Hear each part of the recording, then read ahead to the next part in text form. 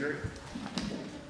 All right, I'll call to order the regular meeting of the Common Council for Tuesday, June 9th.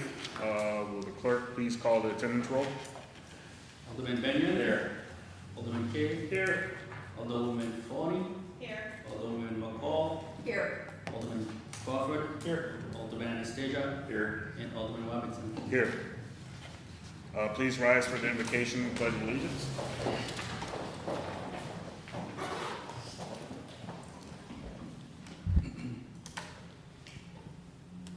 Heavenly Father, we come to you today asking for guidance, wisdom, and support as we begin this meeting. Help us to engage in meaningful discussion, allow us to grow closer as a group, and nurture the bond of this community. In your name we pray. Amen. Pledge allegiance to the flag of the United States of America and to the republic for which it stands, one nation, under God, indivisible, with liberty and justice for all.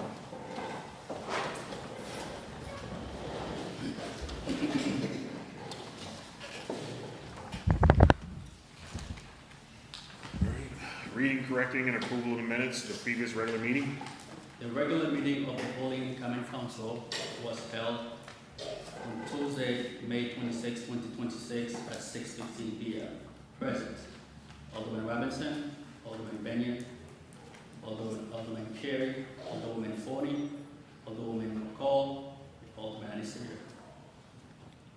All right, I'll make a motion to approve the minutes. Can I get a second? Second. Second by Carey. All in favor? Aye. Opposed? Committee reports and unfinished council business. We have none. Communications from the mayor. Yes. So, I have two proclamations for June. The first is a special proclamation for Juneteenth. Whereas the year 2026 marks the 161st anniversary of this pivotal moment in American history, serving as a time of profound reflection on our nation's journey from the shadows of slavery toward the light of liberty and justice. And whereas we observe Juneteenth 2026 during a landmark year designated as a Century of Black History commemorations for the study and celebration of Black life and history. And whereas as a nation approaches its 250th anniversary of independence, Juneteenth reminds us that the American story is incomplete without acknowledging the resilience, culture, and indispensable contributions of Black Americans who have fought to make the promise of freedom a reality for all. Now, therefore, let it be resolved that I, Amy B. Sherburne, Mayor of the City of Olean, proclaim Friday, June 19th, 2026, as Juneteenth, and call upon all citizens to observe this day as a second Independence Day, honoring the endurance and triumphs of the Black community, reflect on the historical significance and the long-delayed news of freedom, educate ourselves and our children on the accurate history of our nation, ensuring the legacy of enslaved are never forgotten, and build a future where freedom for all is not just a slogan, but a lived experience. And also, for the month of June, LGBTQ and Pride Month, whereas the month of June is recognized as LGBTQ and Pride Month, a time to celebrate the vibrant diversity, enduring spirit, and rich history. And whereas Pride Month commemorates the anniversary of the Stonewall Uprising, a pivotal moment in history that ignited the modern movement for LGBTQ and civil rights and reaffirmed the fundamental truth that love is love. And whereas we honor the activists, pioneers, and everyday individuals who have fought and continue to fight against discrimination and prejudice to build a more inclusive and equitable world. And whereas our community is strengthened by the contributions of LGBTQ plus individuals in every field, from the arts and sciences, public service, and business, proving that when people are free to be their authentic selves, we all thrive. Now therefore, let it be resolved that I, Amy B. Sherburne, Mayor of the City of Olean, hereby call upon our communities to embrace the spirit of pride as we reflect upon the progress, celebrating the cultures that make our community a tapestry of diversity, acknowledge the challenges that still remain today, and champion a future that every person shall be treated with dignity, respect, kindness, and equality for everyone. Then also, we have some good news to deliver today for if you recall back in March, you approved that we apply for the lead service line replacement study. Our projects are eligible, and I'll have James complete that good news for you. So we actually got two awards from, two award announcements from the New York State Department of Health. First is, they're actually both under the 2005 Infrastructure Investment and Jobs Act for the lead surface line replacement funding. The first is a grant for up to $2 million. And the second is interest-free financing for up to $2,776,000. So the way it's presented, those are two separate chunks of money, so we should have essentially $4.8 million once we get contracts in place available to start attacking this problem. All right. Thank you very much. That is good news. All right, miscellaneous communications, We have none. city reports, We have none. proposed legislation and referrals, PL 62-26 by Mayor Sherman, referred to strategy committee by council president. all right, finance and bills, We have none. all right. Before I open up the floor to the public, any council members have anything they'd like to discuss? Anastasia? Yeah, I just have a couple things I want to bring up. First, it affects my ward, so it's good news. We got word, I think a couple days ago from the Diocese of Buffalo, where St. John's Parish, that's been located down in North Olean since 1896, is not going to close anymore like it was scheduled.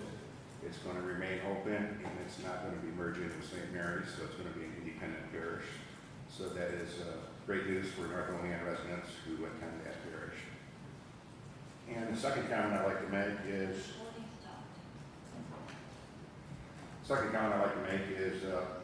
I was checking email actually this morning, and there's some emails from our city attorney addressed to the common council, basically saying that the council members aren't allowed to communicate, so I took it with city employees. So it's like, I would like to have concrete examples of who the city attorney is trying to pinpoint on the common council that is trying to get the blame. I mean, I've been up here for 17 years. I've worked with 3 mayors and helped 4th, and I never received such an email like this before. We're up here to represent our constituents and protect the city's taxpayer dollars as long as the mayor is. So it's like I took exception to that email, and it's like I think it should be put on the committee and have those emails brought forward and discussed why they were sent to us. Anyone else? Well, I think, yeah, we can bring that up in committees and discuss, see, would that be city out? Or we can do it under committee of the whole, city out? City out? Is that good with you? Tiffany, can you put that on for city ops? Discuss those emails that we received today? That way we can shine some light, get an explanation on that. All right, anything else on that? All right, seeing none, will the clerk please read the public comment statement?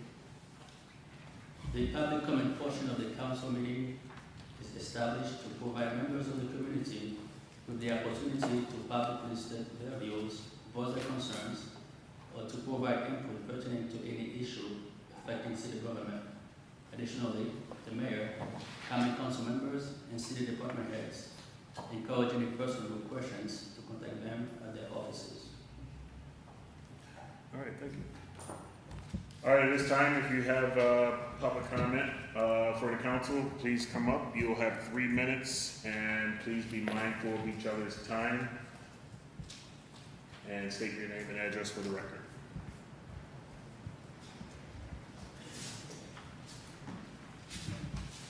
Carrie Chapman. I live at 136 South Fifth Street. I own property also 130 and 134 South Fifth Street. I will be also purchasing 133. I just, a couple things I have is the house that's next to 130, it's not well kept. It's not maintained, and the shingles have been coming off for the past 5 years at least. And the fence also in the back is not well maintained, and it has dogs. And my great nephew is only 5, and the dog digs at the fence, which I always have to maintain to make sure he doesn't, this dog does not get out. So I'm always worrying about his welfare. The other comment I would love to make is the feral cats that is in our neighborhoods. They spray on our porches. That's all you smell. They literally poop in our yards. And it's kind of sad that we cannot enjoy our own front porches. The other issue in the neighborhood is cars speeding down our street. There's multiple kids now living in the street. And I'm not quite sure why all of a sudden people are going so fast down our street. I don't know if we can put up a speeding limit.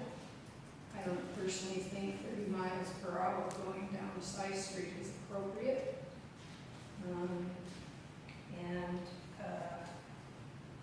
Another issue, I have been away and I saw that you're putting out an initiative to encourage people to live here and giving 5 families $4,000.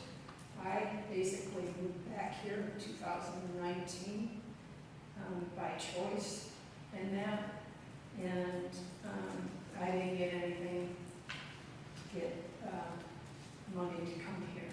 Personally, I think you should really focus on getting businesses to come here to help put the taxes down. And the other is the Olean Center Mall. I worked at West Seneca Development Center for 30 years, and I'm very aware of the People Inc. And I would rather promote to get for the VA, and that I feel we need to give back to our veterans, and that. Thank you. Thank you. Anyone else? Hey guys, I'm in Governor Kennedy, you all know, I live on Seneca Avenue. Been in here talking about this Captain Marshall thing for long enough. I decided I'm going to put them into it, and I went ahead and applied with the State's Attorney General. There's 4 copies for this, and all, let's see what I've done. 1, 2, 3, 4, what's it all? 4th and all, and on the back. Sorry, they did get a little bit wet in here, so I'm on the way down. Basically, I just want my advice back now. I did nothing wrong for this arrest. I came to this city, to this building, to file a complaint on an officer. I was brutally, violently assaulted by Captain Marshall. I do feel as though I deserve rights. I thank the alderman that did speak to me last council meeting. Mr. Robinson, you are much appreciated. On other news, if y'all remember, I was going cleanup last year and I offered to paint the bridges. Ms. Sherbert's family last year had offered to help support me and buy the paint. With the mayor's permission, I would like to carry on with that, and I would like to continue painting these bridges if I can still get that permission. the help of her family. In other news, smoking here is still not permitted. I was, this woman here is dispatcher here at the Olean Police Department. She's smoking on her back steps back here, headed into the police department. I have asthma, emphysema, COPD. How am I supposed to get in there if I have to go through cigarette smoke? These laws were put in place to stop people like me. I smoke cannabis. If you're gonna allow her to smoke cigarettes there, I'm gonna get the city to come out. I got so many friends that smoke cannabis. We'll surround this building, we'll smoke cannabis for all day. We will smoke these people in, I swear to God. Get a handle on these people smoking around this building. 25 feet from this building, I don't care if we have to put a parking area, a bench out in the parking area for them. 25 feet from the building, that's what the city law says. That's what state law says, and that's what our county law says. Let's keep it in check, okay? Thank you, y'all have a good day. Thank you. Anyone else? Anyone else? Anyone else? All right, at this time, we call the public comment portion closed. Moving on, resolutions. Resolution 46-26, PL 40-26, revised by Alderman Benyon, seconded by Alderman Robinson, to amend the City of Olean Code of Ordinances, Section 24-136, seasonal restrictions, to amend parking restriction for street sweeping. All right, this one we've already voted on. The problem was that there was a street omitted, and that is now added in, so we're have to re-vote on it again. We already have the sponsors, so any other questions on this one? Seeing none, clerk, please call the roll. Alderman Benyon, Yes. Alderman Carey, Yes. Alderwoman Forney, Yes. Alderwoman McCall, Yes. Alderman Crawford, Yes. Alderman Anastasia, Yes. and Alderman Robinson. Yes. Motion carries 7-0. Resolution 50-26, PL 49-26, to authorize the mayor to execute the intermunicipal agreement for the Allegheny River Valley Trail between City of Olean, Town of Olean, and Town of Allegheny. We will need sponsor for that. All right, this one was passed out of committees pending response from the city attorney. City attorney responded in the email to us, I think it was 2 weeks ago, with a response. Everything was favorable. Any other questions or comments on this one? So it's gotta go back to committees and get sponsors, correct? No, we're moving it forward because of the fact that there's a couple of others that are on here that we were going to go through that did not. There were discussions that we wanted to go through, so if we pull this one, we're gonna pull the rest. I think Anastasia won't like that. So, yep. So, just to clarify though, procedurally though, do we need to? Procedurally, I mean, we can, it's, to me, it's similar to, I was thinking, did we ever vote it out? yeah, we voted it out pending the response from the board. So it was voted out. It was a discussion, it was never a PO, so that's where we're at. So we can get the sponsors and go on. We are looking to, I didn't mention this part, but we are looking to work on getting, that particular portion of the Code of Ordinance amended, because there are some errors in there, but yes, we do want to stay with the format, so. So, sponsors, I'll sponsor. all right. Crawford, can I get a second? Second by Anastasia. Will the clerk please call the roll? Alderman Benyon, No. Alderman Carey, Yes. Alderwoman Forney, Yes. Alderwoman McCall, Yes. Alderman Crawford, Yes. Alderman Anastasia, Yes. and Alderman Robinson. Yes.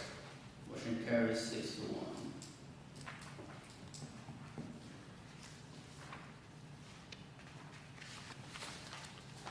Resolution 52-26, PL 51-26 by Alderwoman seconded by Alderwoman Foley, to amend the City of Olean Code of Ordinances, Section 13-376, conditions for maintenance of license, to amend the requirements for a contractor's license in accordance with the New York State Corporation Law, Article 23-A.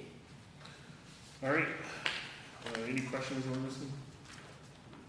All right, seeing none, we already have sponsors, will the clerk please call the roll? Alderman Benyon, Yes. Alderman Carey, Yes. Alderwoman Foley, Yes. Alderwoman McCall, Yes. Alderman Crawford, Yes. Alderman Anastasia, Yes. and Alderman Robinson. Yes. Motion carries 7-0. Resolution 55-26, PL 54-26 by Alderman Robinson, seconded by Alderman Benyon, to amend the City of Olean Code of Ordinances, Section 24-173, no blocking of driveway to include 1615 West State Street. All right, this is the one where there was a sign and then the sign was removed, and there was nothing in the books on that particular one, so we're now putting something in the books and getting that sign put back up. This was requested by the property owners down there, and they are remodeling and updating everything down there for that big building there. So, any questions or comments? Seeing none, will the clerk please call the roll? Alderman Benyon, Yes. Alderman Carey, Yes. Alderwoman Foley, Yes. Alderwoman McCall, Yes. Alderman Crawford, Yes. Alderman Anastasia, Yes. and Alderman Robinson. Yes. Motion carries 7-0. Resolution 56-26, PL 55-26 by Alderman Benyon, seconded by Alderman Anastasia, to amend the City of Olean Code of Ordinances, Section 24-134, to restrict parking on Forest Hill Avenue. All right, this one was discussed in committees and was a PL, so that's why I moved forward. Any questions or comments on this one? McCall? So I'm in agreement with this, but I would like the city not to become mediators for disputes between neighbors as a rule. I understand the need for this one, but I also would really, I know that the aldermen there did everything they can to try to manage this, but I don't want to see us kind of mediating through legislation. Yeah, I agree on that one. We should not be mediators, but at the same time, this particular one, the parking restrictions for that area is warranted. Any other questions or comments on this one? All right, seeing none, will the clerk please call the roll? Alderman Benyon, Yes. Alderman Carey, Yes. Alderwoman Foley, Yes. Alderwoman McCall, Yes. Alderman Crawford, Yes. Alderman Anastasia, Yes. and Alderman Robinson. Yes. Motion carries 7-0. All right, resolution, I'm sorry. I just had to do it. Resolution 57-26, PL 56-26, to amend the City of Olean Code of Ordinances, Section 24-134, to restrict parking on East Pine Street. This one will be sponsored. All right, this one was discussed but was not a PL, so therefore would have had to go through another week of waiting. So Anastasia wanted to push this one through, so he can satisfy his constituents. Yeah, I thought the sponsors were JR and myself. That was to move it out from, it was a discussion though, not a PL. I like the sponsor. Yeah, it's Sponsor. all you. I'll second. All right, Anastasia and Benyon. Will the clerk please call the roll? Alderman Benyon, Yes. Alderman Carey, Yes. Alderwoman Foley, Yes. Alderwoman McCall, Yes. Alderman Crawford, Yes. Alderman Anastasia, Yes. and Alderman Robinson. Yes. Motion carries 7-0. Resolution 58-26, PL 57-26, to amend the City of Olean Charter Section 3.078, budget transfers, to require Alderwoman Foley, Yes. Alderwoman McCall, Yes. Alderman Crawford, Yes. Alderman Anastasia, Yes. and Alderman Robinson. Yes. Motion carries 7-0. All right. PL 60-26, I'm sorry, Resolution 60-26, PL 59-26, to amend the City of Olean Code of Ordinances, Section 21-35, maintenance of sidewalks, to include sidewalk maintenance requirements for shared use paths. This too is possible. All right, this one was discussed in committees, and we are looking to ensure that for the shared use path, that the persons or individuals will be responsible from their house to the first longitudinal joint, is the way the wording is in here. Any questions or comments on this one? All right, I entertain sponsors. Damien, I will second. Will the clerk please call the roll? Alderman Benyon, Yes. Alderman Cherry, Yes. Alderman Ford, Yes. Alderman McCall, Yes. Alderman Crawford, Yes. Alderman Anastasia, Yes. and Alderman Robinson. Yes. Motion carries 7-0. All right, and I'll make a motion to adjourn in a second. Second. Second. Quick questions, I know I have some follow-up questions regarding, so you're just, I guess, so everyone knows, you've been the head, lead project manager really on the splash park, correct? Yep, And now you are going to be the lead project manager on the pool? that's correct. Okay. So, did, we received some information from the administration. Did you, just to help me get caught up, take some requests back to, for a change order to the contractor? For the pool, yes. Can you talk a little bit about that, please? Yep, so bids came in, low bid was about 1.1 million. After the fact, we had talked about the need for additional scope. The sentiment that I understand is that the city wants to, if they're gonna do work on the pool, they wanna make sure they do it right. And they wanna make sure that it's long lasting, it has a more than 20, 30-year life cycle. Now, Chris already pointed this out to me that it seems that the pool walls behind the pool, number one, are, have voids in them. So that's something that we wanted to get a quote for to investigate. Now, the only way you can investigate this is if you remove the existing tile and marcite off the walls. The original scope included pressure washing the existing tile, half the pool is tile. And then the existing marcite, basically included a new marcite surface over top of the existing marcite. So if we're going to investigate the pool walls to determine how many voids are there, we'd have to remove the existing marcite, the existing tile, perform the inspection, fix the voids, and then new marcite. So that's a quote that I have for you guys. It includes that work, and then it includes the new winter cover, which wasn't included in the original bid. So in total, with the credit for the original bid work, the new total for that change order would be $375,000. So that's on top of the approximate 1.1 million. And that doesn't include any potential costs for fixing the voids themselves. So that includes the investigation and then the new marcite on the entire pool and the winter pool cover.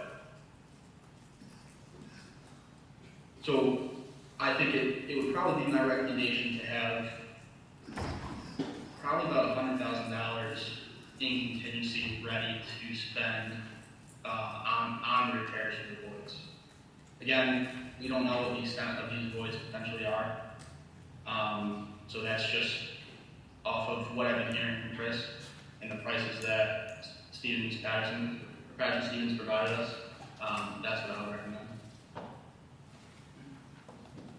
And And then also my understanding that you guys have a grant for about $750,000. This puts the city on fronting about $800,000, a little bit more than that. Okay, and I think that's kind of where we're at right now with the discussion is trying to take all of that information, and I wanted to just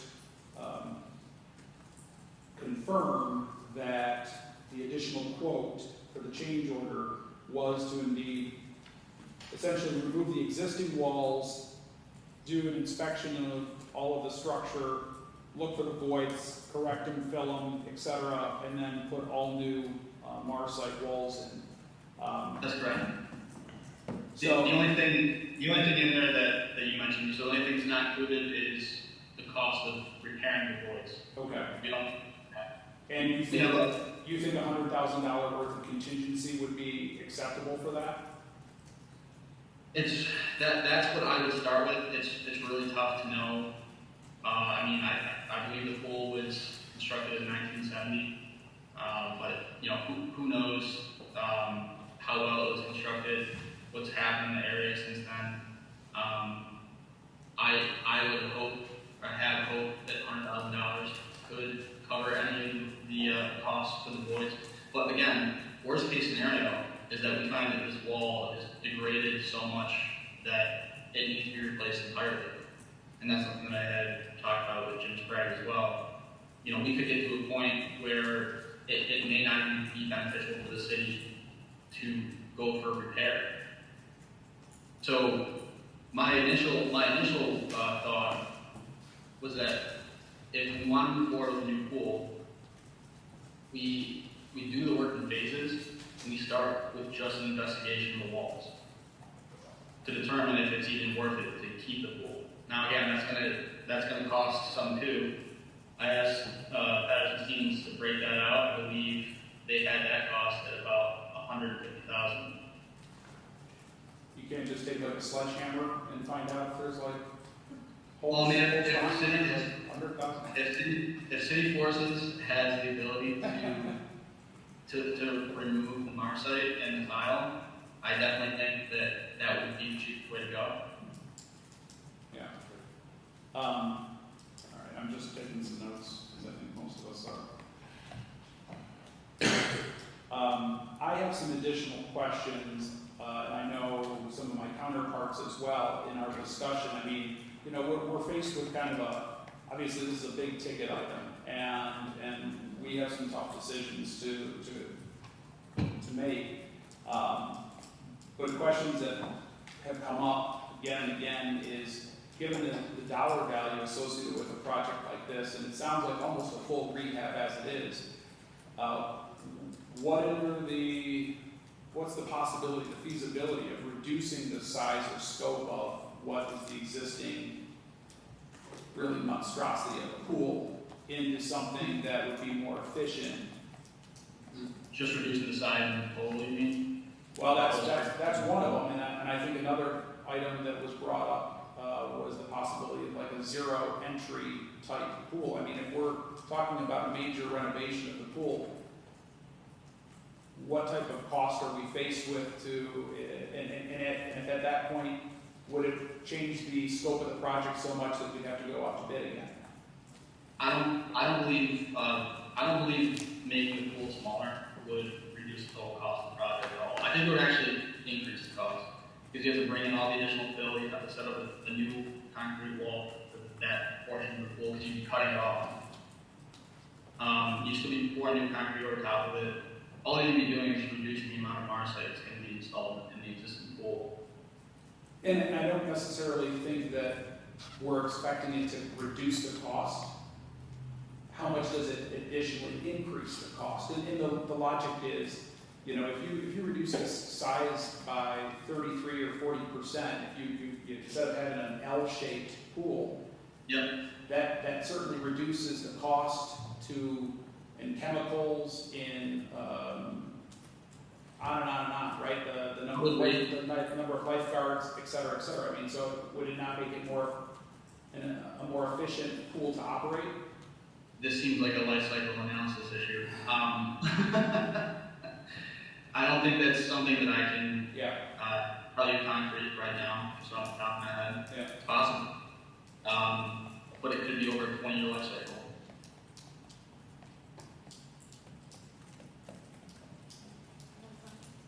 So as we kind of contemplate, there's a cost to everything. So clearly to investigate the walls at $150,000, looking at like, it looks like the city's responsibility maybe 224 or 724,000 plus if we went forward.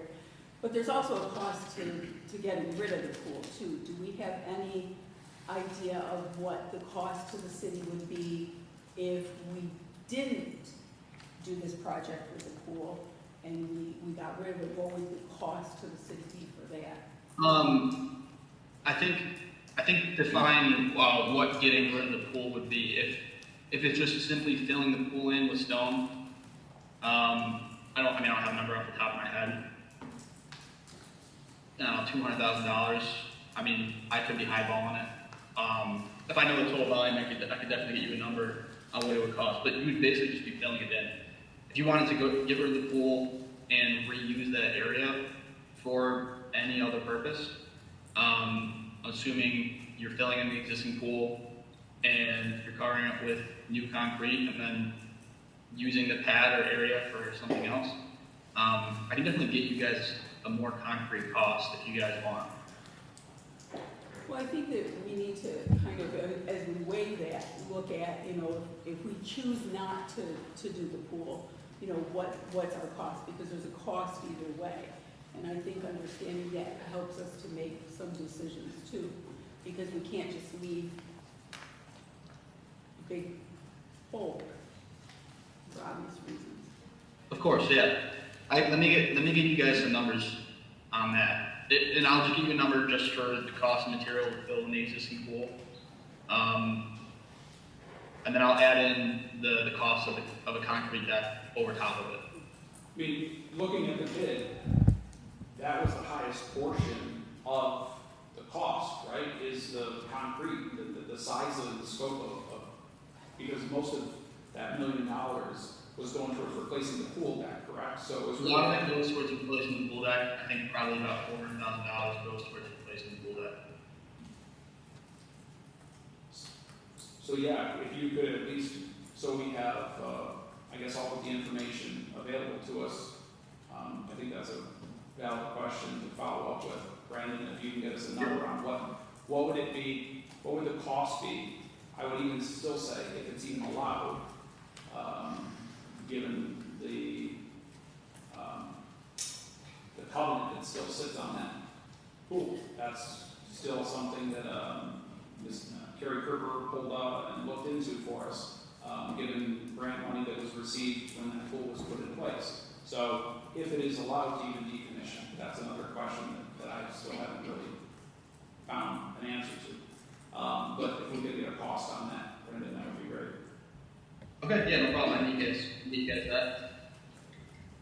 So just also what I'm hearing from you is the idea of reducing the scope of the pool, that is probably not in the realm of not feasible.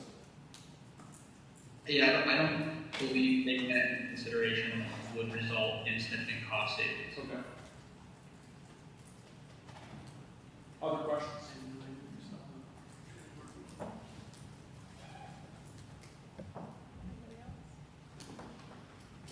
When would the work on this pool be started? If we go ahead and with this project, when would you start this pool, and when do you think the earliest opening date would be? So given the fact that we delayed the award of the project, and if we were to award the project with the additional scope changes, I believe that they mentioned that they would request an additional 8 weeks for the scope changes, and they would probably request an extension on the delay that we've had because we've taken, I think it's been about a month now, maybe a little over a month to award. So with the initial substantial completion date of Memorial Day of 2027, and the coinciding, extensions that they would probably ask for, I think that we'd probably looking for at around maybe August of next year, possibly September. So we'd be outside of next year's window.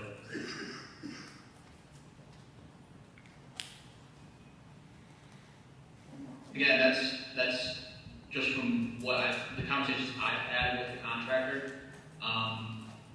If they have the ability to get something done sooner, they will. I've got one more question before you run in. Is Marsite still the best finish? Or, so if you're talking about a full tearing down all the walls rather than just making repairs, if that's the direction, is that still considered the best finish to use today? Or should there be alternatives that should be considered? We could definitely consider other alternatives. I think it's one of the most economical options, especially for public pools. It's essentially just colored cement. So it's pretty durable, and it looks, I guess, relatively well, relatively good. Okay. But if there's any interest in exploring any other alternatives, that's something to do. Any other questions? So, I guess we'll wait on that additional information, so we have all the options in front of us and can make that decision about cost and where those funds are gonna be coming from.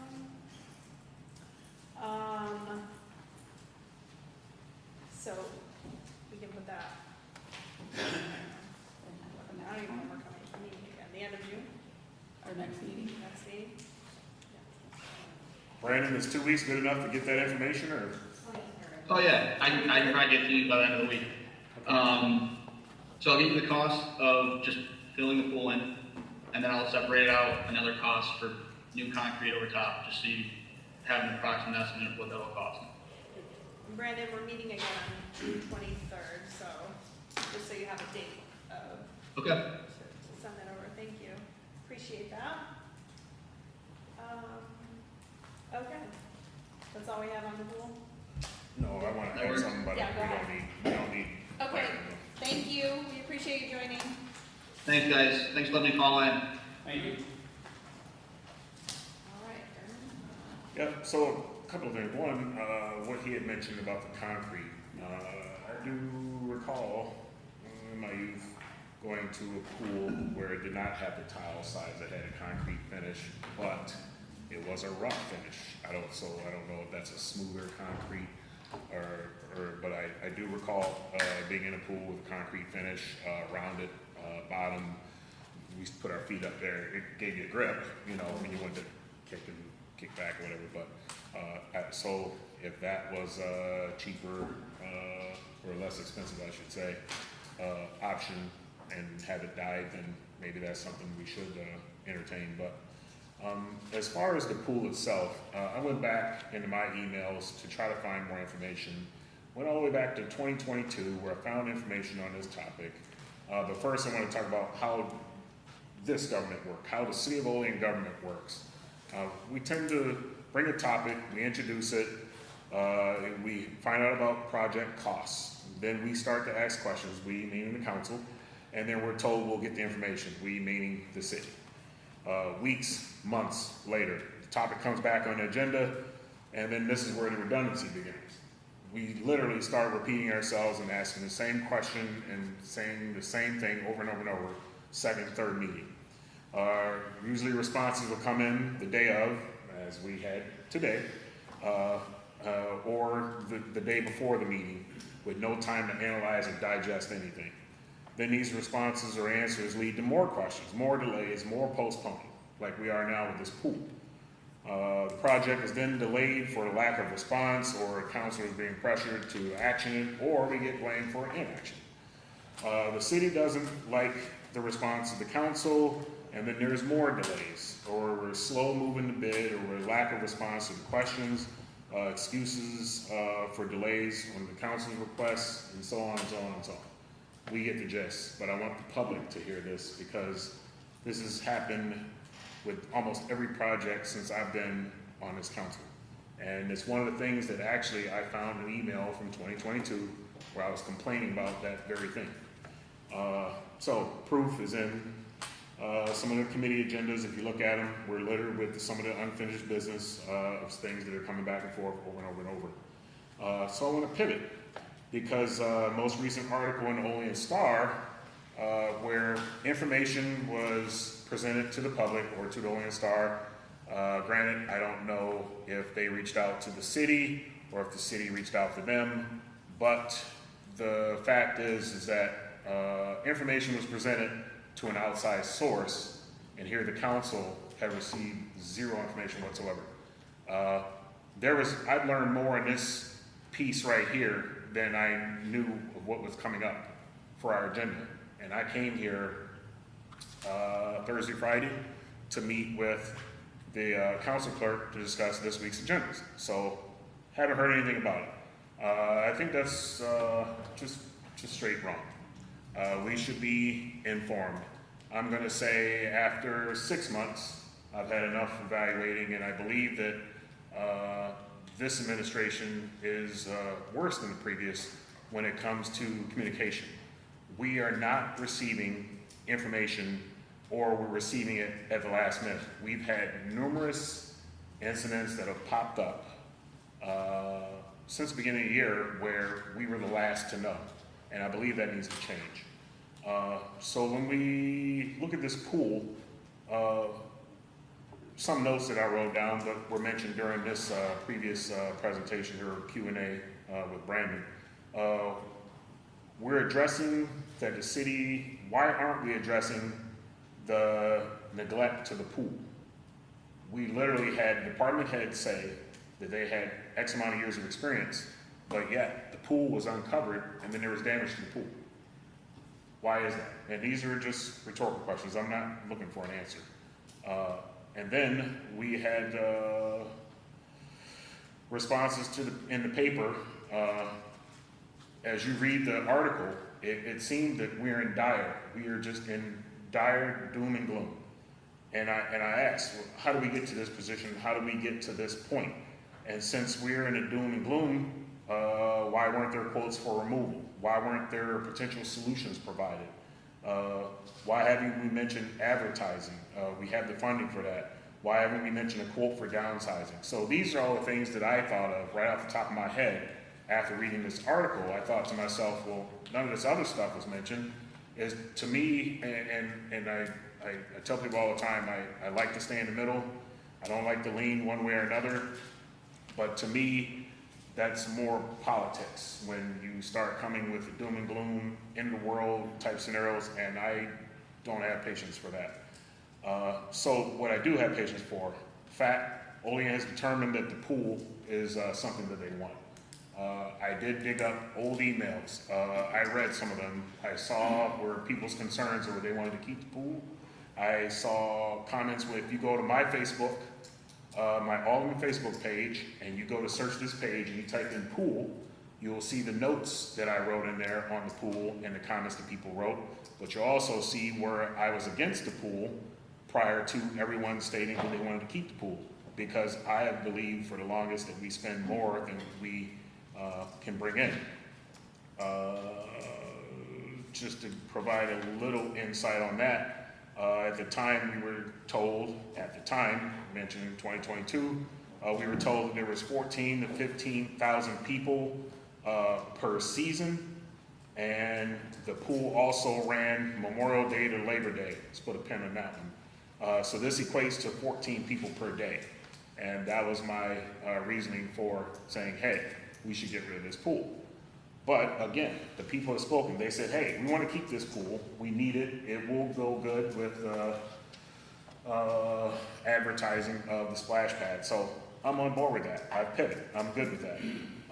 But options are available for this pool without any negative narrative whatsoever. I believe that we should all be able to move forward, come together, find a solution. We do have monies out there available, and we can always do that. And we always have the option of ban bond. Granted, we don't want to do that, but again, we do have other options available. So hopefully we can work more efficiently, try to get this done. We're coming back to this topic in 2 weeks. That'll give the council members opportunity to see Brandon's response, come up with something, and then we can talk during the committee meetings and have something more concrete, and then put the onus back on the city to get going so that we can get something moving. And as Anastasia has already questioned, we're looking at next year now, yet another year of waiting for the pool to get done. And as I said, this started in 2022. So, thanks. May I have a moment to respond, Vernon, at some point? It's not my committee. Sure. Okay. So firstly, I did not share any information ahead of this meeting. Any information that was written in that article was already public knowledge. When I was asked, do I know a number? I said, no, I will not be giving any number. We are going to present it to the council. If that would be premature, it goes to the council first. The reporter is present, and I think that I would not be saying anything but the truth if that wasn't the truth. So as far as the article goes, and you saying that this administration is worse than the last with the communication, I absolutely disagree with you. I have given you more than enough information. Actually, at the encouragement of me, you have in front of you the capital projects in a folder that we update continuously, because I recognize that we all have busy lives and you're not going to be stopping in the office and asking what the status is. We've provided that to you. I am trying to finish a project that was started way before my administration. And I think if everyone can step back and realize, as far as I'm concerned, if you want the pool, it is your decision. This is the council's decision. I have moved this forward in less than 6 months, which this administration has done, and the past administration allowed it to sit languishing for, 3 years. So I think that there's some fairness that needs to be shown for the fact that not only did this administration have a budget that they had to develop, 3 contracts negotiated along with all these unfinished projects that now I have sitting in my lap. So I don't really appreciate the fact that this is being pointed out that I'm stalling or not communicating. I think I'm doing a very good job in communicating everything that needs to be communicated, especially about this pool.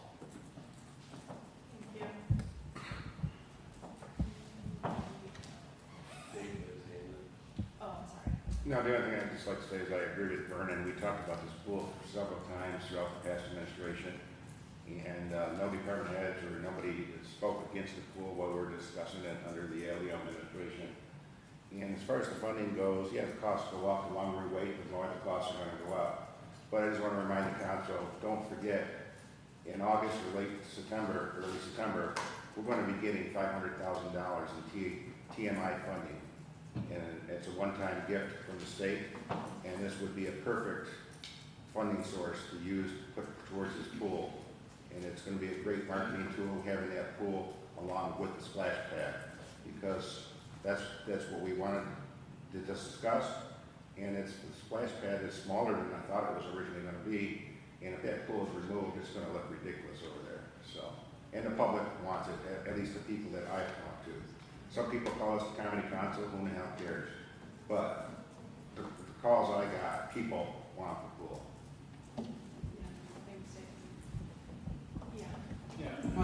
So, I mean, Dave brings up a good point, and I know, I think I just thrown that out there, in the past discussion, and I think at some point, as we are looking, and I'm just doing some rough math here, to do that reconstruction correctly, we're looking at 1.5 to 1.6 million with about 750,000 in grant funding from New York Swims, leaving the city portion of around $750,000.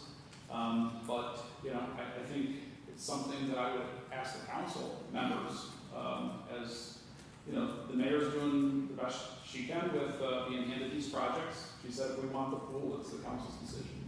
So I guess the decision is, what's the appetite of the council to take the additional $500,000 that we knew we would not include in the budget. And as Alderman Anastasia pointed out, this is a one-time cost that would serve the benefit of the community. It would complement the splash park, and it would check that box for the next 20 to 30 years. So I'm actually looking for feedback or interest. Yeah, and I agree, I think that's an appropriate use of the funds as a one-time, investment that we have to put into the pool. I mean, I know there's yearly costs and maintenance, but that's expected. And I know, the mayor said, this is the council, pool wants, the council wants it, this is the council's decision, and I think, and I know this, I'm going back to the previous administration, we did make that decision. But I think, and just so the public knows, the council can only take it so far. Once we approve it, it's out of our hands. We're not the ones doing the construction, we're not the ones, controlling the operations or part of the project planning. So, when we're making these decisions, and then it goes into the city or the administration's hands, so.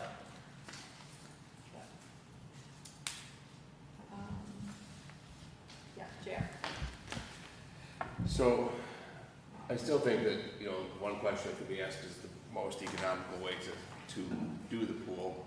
And I would still be open to looking at the idea of reducing the footprint because there is future costs. We received today, I believe, some things, I guess I had some questions on, like, we got staffing needs, 3 lifeguards, obviously, we haven't had them. 1 recreation attendant, 1 part-time cleaner. Well, I thought we were still staffed with the same numbers of part-time people at the rec center, so these aren't really an addition, aren't they, currently there? Because at the closure of the pool, we didn't lose, and I think we even added some in the past couple of years, so that was just a question I had. But regardless of those questions and whatnot, you have something you want to add now, Chris? I just didn't understand your question. Okay, then just Please say it again so I can answer it for you. Okay, I'll be glad to.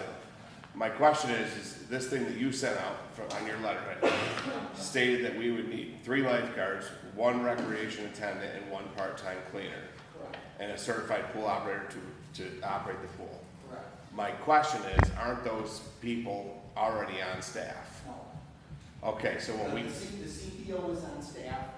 Okay, The so... lifeguards are not, because we don't have, the lifeguards that we Okay, have. let me back up. So, you had those people on staff in 22 or whenever the last time the pool was open, but you still have the same number of staff. So what are those people doing now? They've gone on to better jobs. They're kids, they're lifeguards. All right, They go to- I mean, you don't even ask. I'm not asking about Jimmy Joe that did the job. I'm asking about the position. You don't have a name here. You said 1 recreation attendant. That person was already employed. That position already exists We here. haven't had that position in 3 years because we haven't had a pool. You understand, that position is not in this year's budget. The budget that started 10 days ago or whatever. Don't you have the same number of attendants at the rec center right now that you had back then? I don't have any attendance at the rec center right now. You don't have any part-time people? I don't have any part-time people today. The part-time people that we are going to be hiring will be for the splash park when that opens. I have no seasonal part-time people at the recreation center since the end of March when the ice rink closed. That is the cost that I sent on that email, what it's going to cost to operate that pool. It's based on $20 an hour for the lifeguards. It's based upon $16, it'll probably be $17 an hour for the attendant. At noon to 5.5 hours a day for a 75-day season. So right now, that rec center is completely staffed by you and John Andor, and there's no part-time, like, skate people or anything? The ice rink's not open. No shit. When that season ends, they get laid off. It's a seasonal position. So when the pool, if the pool were to open, or the splash park were to open, that's when they get hired. When that season ends, they go bye-bye. All right, I'm done asking you questions, because you clearly got an issue answering them. I just asked a simple question. If you want to be argumentative, I can I dish don't it want right to back. argue. You don't like city employees, and you don't respect what we do. All I hear up here is that we neglected the pool. I think you're out of line, Mr. Ferrera. Someone new, you're out of line. I'm an alderman, I'm elected, this is a common council meeting. You don't like it, you don't Chris, Goodbye, meeting. Goodbye. Thank you. So, So, my question was, is at that additional cost, because I thought they were already there. So that was the question, why I had this question on the document that was received at like 10 o'clock this morning. Okay. So that was part of the question. I still would like to entertain the idea of reducing the footprint. So when we talk about, if somebody wants to get upset about something, we talk about the concrete deck. I never thought that it was a good idea, and I think I said this a few years ago, that now we have a concrete deck issue, but yet every day, so this is not disrespect, I'm asking, why would we park, I think I asked him when Bill was here, why are we parking a vehicle on a 4-inch concrete deck that now we're saying is bad? Every night, we park a vehicle, a 6,000-pound vehicle. There's an engineer right there, Jim, do you think that's the best idea? I mean, I don't need your answer, I'm just saying. I asked that question, and you possibly have a vehicle that's leaking oil and gas directly on top of your pool. So sometimes when somebody asks a question about, hey, something's being done, it's not about disrespect, it's just saying, hey, is that the smartest thing?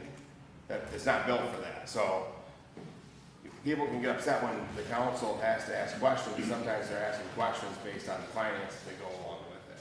So yes, I'm in favor of the pool. John, yes to your question. I would gladly expend $500,000 to that end, but I would still look at reducing the footprint for future, because possibly, and you're right, Vernon, you quoted emails that made people upset. You could extend that with, they do heat pools. I don't know what the cost is, but you could look at that to extend that. And yes, I do believe that we should be looking at marketing that with the splash park and to the local roof recreation departments to get there to come. I've asked the question before, what are all the buses in the summer months doing down there if there's nobody ever using the pool? When the pool was open, you saw school buses that said Portville, Hinsdale, whatever else. But what were they doing? They were down there utilizing the pool. And then maybe we should do that more often, because now you can bring the whole family because of the older kids pool, younger kids splash park, and you said that a while ago. At this point in time, I just was going to say that encapsulating it, what I think between Alderman Bennion's and Chris's is that those positions that they sent us, and here it goes to the issue of getting information the day before the day of, which is, I think, one of the things that we struggle with. I mean, I had a little extra time today because I was up in Batavia instead of working, so I could look at some things, but I think that that's where we struggle, is getting things the day before the day of, trying to digest them. You don't have time to send out questions ahead of time to say like, oh, do we have those positions here? And I think that's been a long-standing issue that we just need to continue to work on to correct, because now if I get what Chris is saying is that the 3 lifeguards, obviously we know they're not there. The 1 recreational attendant and the part-time cleaner is not there, but the CPO, I think he said is on staff. So I don't know what the CPO does if they operate the pool. That's the certified pool operator. Right, so they're still there. I believe it's him. Oh, okay. I believe Okay. he's Chris. a Okay. certified pool operator that he said in a previous meeting. Okay. You can So- ask him. That's what we kind of get, is that the CPO is on staff and the others aren't, if I understand correctly. But will be hired back when the splash pad opens. So I did want to add to this because I was curious about those positions as well. And if they are not here, they're not in the budget, then there should have been a drop between 22 and 23 in the budget. So that's something that maybe we could go back and revisit and see if that funding was removed, or if that funding stayed miraculously and paid for other things, as we know has commonly happened in the past. And then something else I did not mention previously that I see in my notes is that back in 2022, May 2022, the email that I came across, it said that the operational cost of the pool at the time were $50,000 to $60,000, and as you see, there's a little bit of a increase here. Doesn't coincide with the increase that we've seen with other things, but it does say $57,000 to $60,000 here for current projected costs for the pool. Granted, I think that's part of that's part of what's needed for the pool. It's plain and simple, get the pool, and those numbers get worked into the budget, and then we have those things for the pool. I know the issue that Olean has is something that Buffalo has had and some of the other major cities have had, is obtaining lifeguards. And to me, one of the biggest issues with trying to obtain a lifeguard is you're talking about paying someone $15 an hour when you can go to McDonald's and work and make much more and have more hours. So, I mean, I guess it all depends on your cup of tea and what you're interested in doing. If you want to volunteer summer, because you're basically volunteering at that type of salary and getting a certification and working with kids and children and so forth, or going to work at some type of customer service or something like that. So I think that was all I wanted to mention. And then we were presented an email on the pool hours. Well, we didn't get the hours, but the Olean school offers free public swim twice a week, Tuesdays and Thursdays. And I did have that information. My wife provided it to me. She's an Olean school teacher. But that is not a substitute. I think that should be in addition to. I believe the city should have a pool. That's it.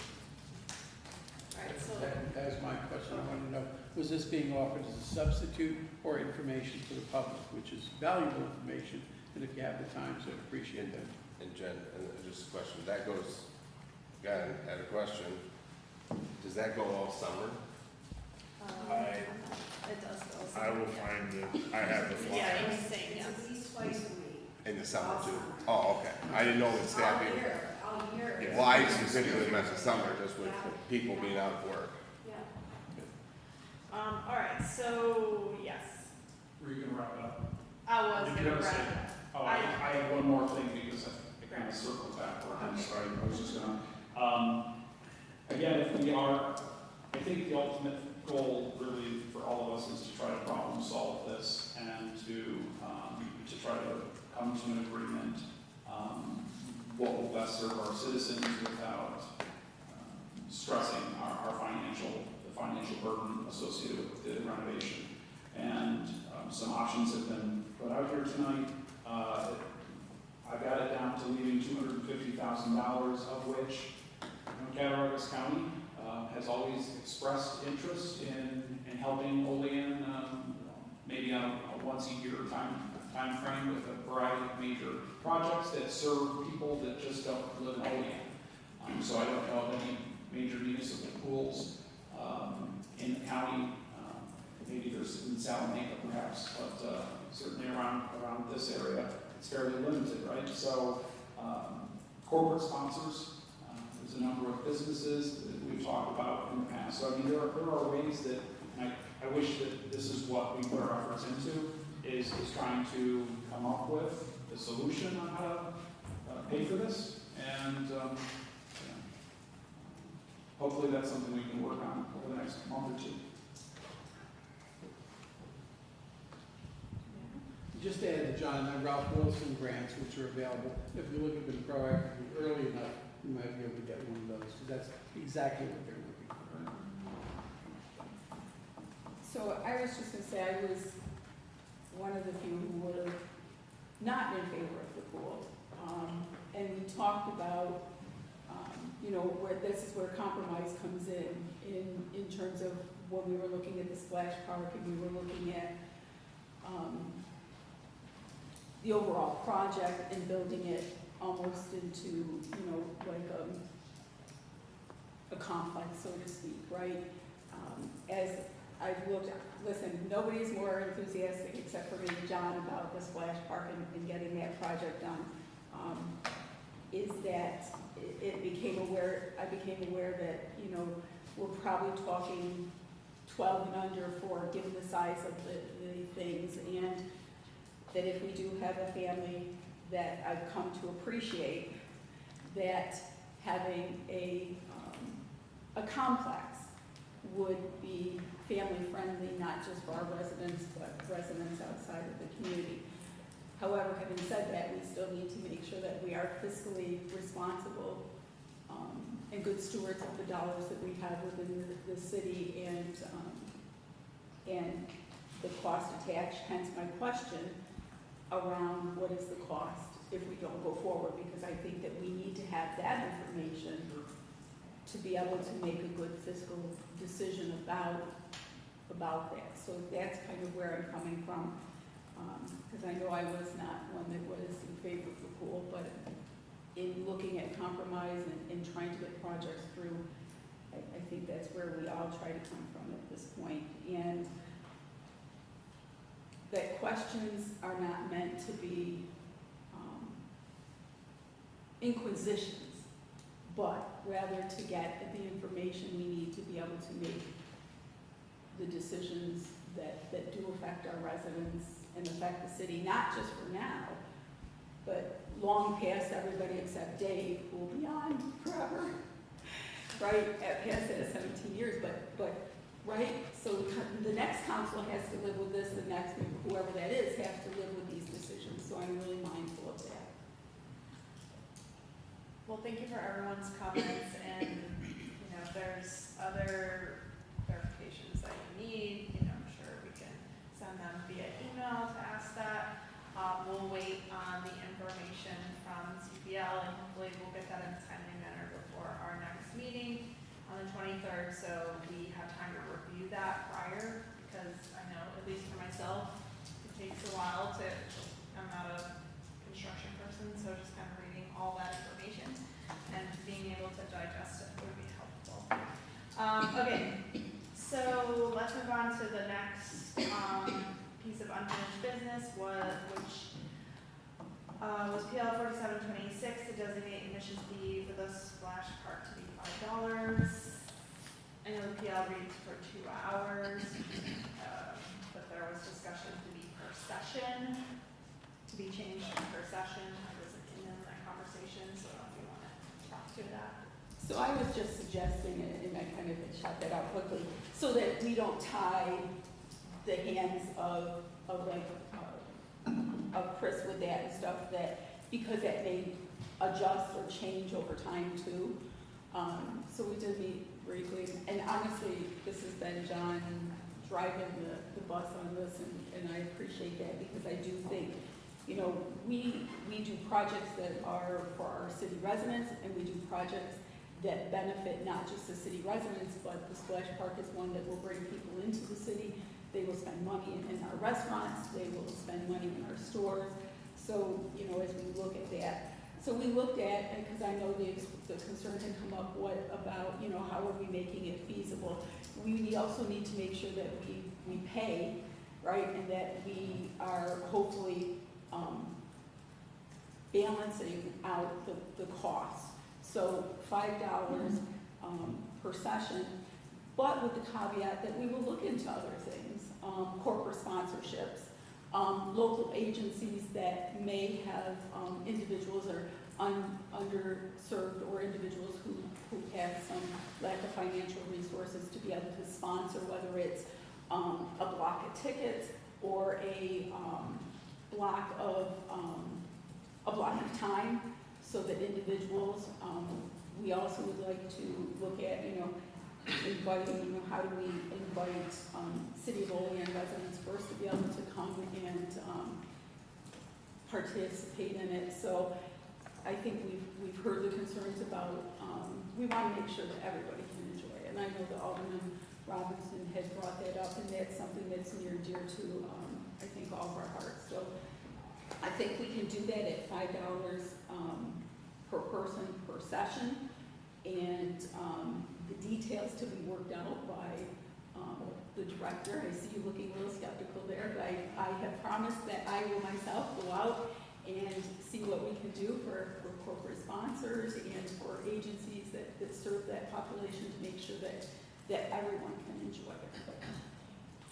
Yeah, so just as a follow-up to that, so the request was to go to on a per session basis, because initially, tentatively, at least what we're being told is mid-July at this point. That's a big tentative, right? We are waiting on a couple parts from Vortex. And then if vortex present. But with that being said, Chris Schuere and the mayor would like some flexibility.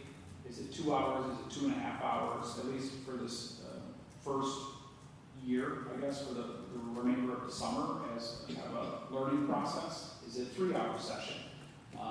And so rather than just lock it into 2 hours, they wanted they asked for that flexibility. So I'll make a motion to amend this. Additionally, we had a pretty lengthy discussion about, again, learning when low occupancy occurs and then offering, half-price days. If Tuesdays are slow, Thursdays are slow, right? Just using Business 101 to be able to offer discounts throughout the course of the summer to, incentivize usage of the facility, and also to give families that might have multiple children that $5 a piece is too much.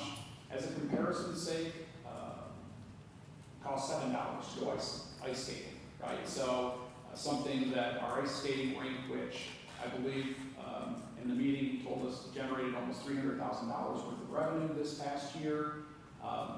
It pays for itself, right? It more than does that. And at the end of the day, you've got to find a balance.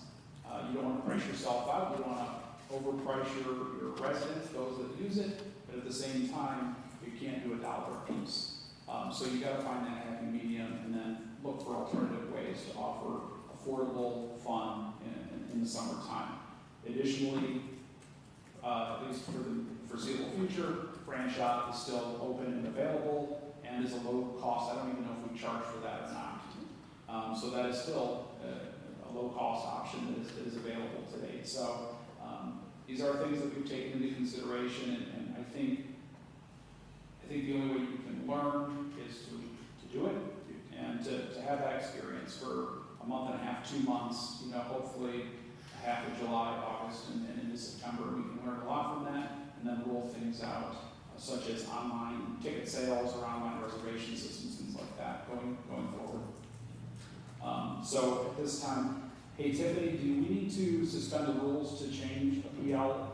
No, you just need a motion.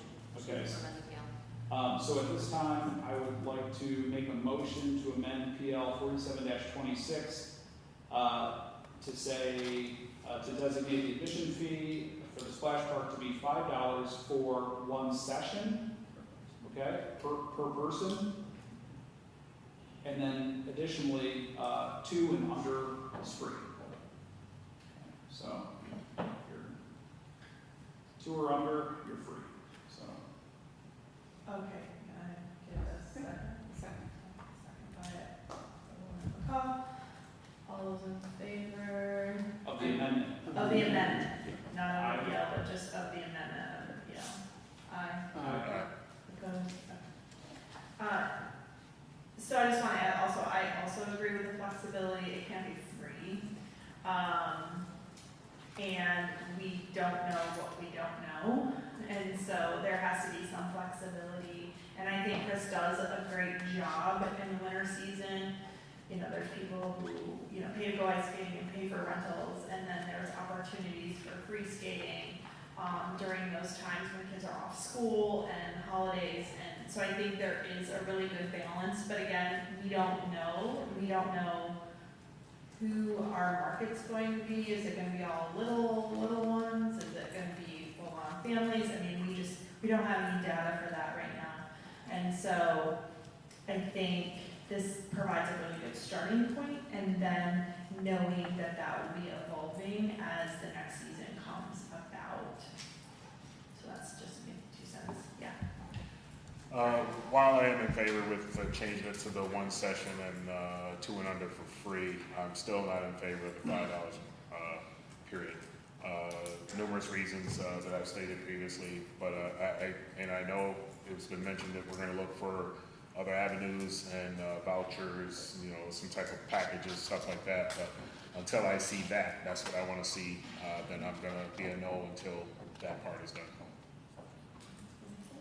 So here's what I'll say, I appreciate that. I don't think we can know that though until we have some structure in place. And then, you know, listen, I think Chris is gonna do a bang-up job with this, just like he does with the skate park. But I don't think we'll know that piece until we're actually into it. But more than happy to do my part in terms of corporate sponsors and go out and utilize, you know, our resources. I said, you know, that's where something is our ultimate page, you know, we'll put it out there. And we may find some individuals who are willing to sponsor and stuff.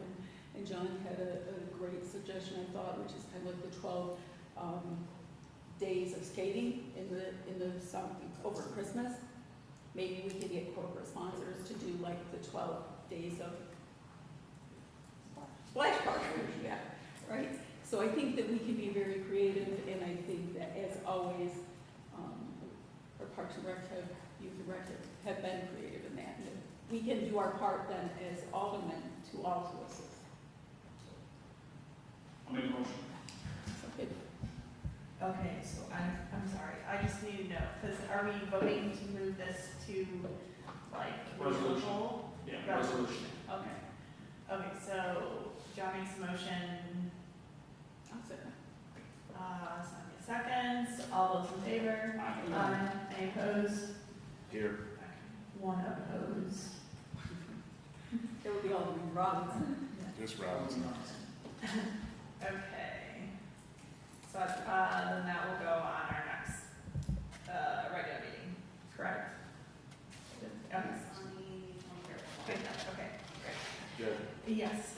as you're talking about just completing that, I had a question, I'm not sure if it got answered, but, Jim, what is, as you're completing the splash park thing, who's responsible for the damage to the sidewalk from the parking lot that led into where all the workers parked vehicles and broke the sidewalk and ruined the topsoil and all that? I would, personally, I would be putting that on the punch list for the contractor. Okay, I just an asking because there was quite a bit of sidewalk damage because we were reluctant to park in the parking lot and walk there. Yeah. I mean, obviously for the vehicles, moving materials and whatnot, I wasn't, okay, I fine. didn't ask you about that, I'm talking Yeah. about. I agree with you, they just turned it into a parking lot, and we need to inspect that and discuss that with them for the final punch list. Thank you. Okay, no, new referrals for consideration, no committee reports, so I make a motion to adjourn, take a second. Second. Thank you. All those in favor? Aye. Great. No opposed? Thank you. Oh, goodness. I'll make a motion, I'll call to order the Public Safety Committee for Tuesday, June 9th. Let the record show all the persons are present. I'll make a motion to approve the minutes. Can I get a second? Second by Anastasia. All in favor? Aye. Aye. Opposed? First on the agenda, unfinished business, North Union Street lighting. I'm assuming this will go to DPW Director? Yeah, so following the input we got on the first test head that we had up, our electrician has been working with a second vendor, and in particular, talking about the light spread that could be achieved with an LED board actually designed for our situation. That vendor has not yet provided a test head for us to install, but Dave Kane is still working on that. Any questions or comments or anything on this one? Just for the record, this is another example of what I was talking about earlier. If we just keep going and keep going and keep going, but that's just my personal thing here. Tiffany, can we, Director Sprague, how much time do you think we need? A month, 2 weeks, I 2 put months? it out a month because I meet with Dave tomorrow. Okay. I can communicate with Tiffany directly if he's got something more current, you can put it on in 2 weeks. Okay. Whatever your desire. Okay. All right, so we will push this out for a month to receive an update on this and second vendor and the potential lighting there. So 1 month, postpone. All right, moving on to school zone changes. I believe this was brought upon for numerous reasons, to include safety issues around that school property area. I guess I'll say it to stay broad. I don't know if you wanted to lead or maybe the city. So I can tell you what we did and then they can fill in. So we actually had, I thought, a very productive meeting with Jeff Arambiano from the school, the mayor, and Jim was there, and Kevin Gillespie. yes, thank you. Oh, and Dan McGrath. yes, thank you. And that's very important too, because they're there every day, and so getting their feedback, because they see the students, they see the parents drive up and just drop kids in the middle of the street any and everywhere. We've had some residents who have had some concerns about being able to get out of their driveways. So basically, instead of saying like, hey, we're just gonna look at this piece, we said, let's look at the whole complex, and we ended up extending it down to the middle school, so because, I forgot, I looked it up, but it was, what was it, within 1,200 feet or something, that you can look at it and be able to see. So we do have school zone, speed limit signs up there, but I think much like anything else, not everybody even recognized they were there, so that was one thing. The mayor, I thought, had a great suggestion, which was to designate a drop-off zone. We looked at what might be feasible, because as you know, it is just a madhouse, particularly around the high school, and it is not safe. That is the driving force. It is not safe for residents who are going down there at any point in time during the drop-off, particularly drop-off and pickup time, and it's not safe for the students. And then as you go back around Reed Street and up 3rd Street, it is very narrow, and 2 cars cannot fit there with the parking as it is. So I think that I'll let them, if they want to go into more specifics, because there's always going to be somebody who's not going to be happy. But right now, it's kind of fact-finding to look in and see what is going to make the most sense for the residents, for the safety of the students. But first and foremost, we have to look at safety and the safety and security of the students. And I want to say that I don't think there was anything put on the table by the city that the school wasn't receptive to. So that was very nice. So for my part, I thought it was an incredibly productive meeting, and see what you guys might want to add. I can do that. So, unfortunately, I don't know, Jerry, can we kill those lights? Oh, we got Do a clicker.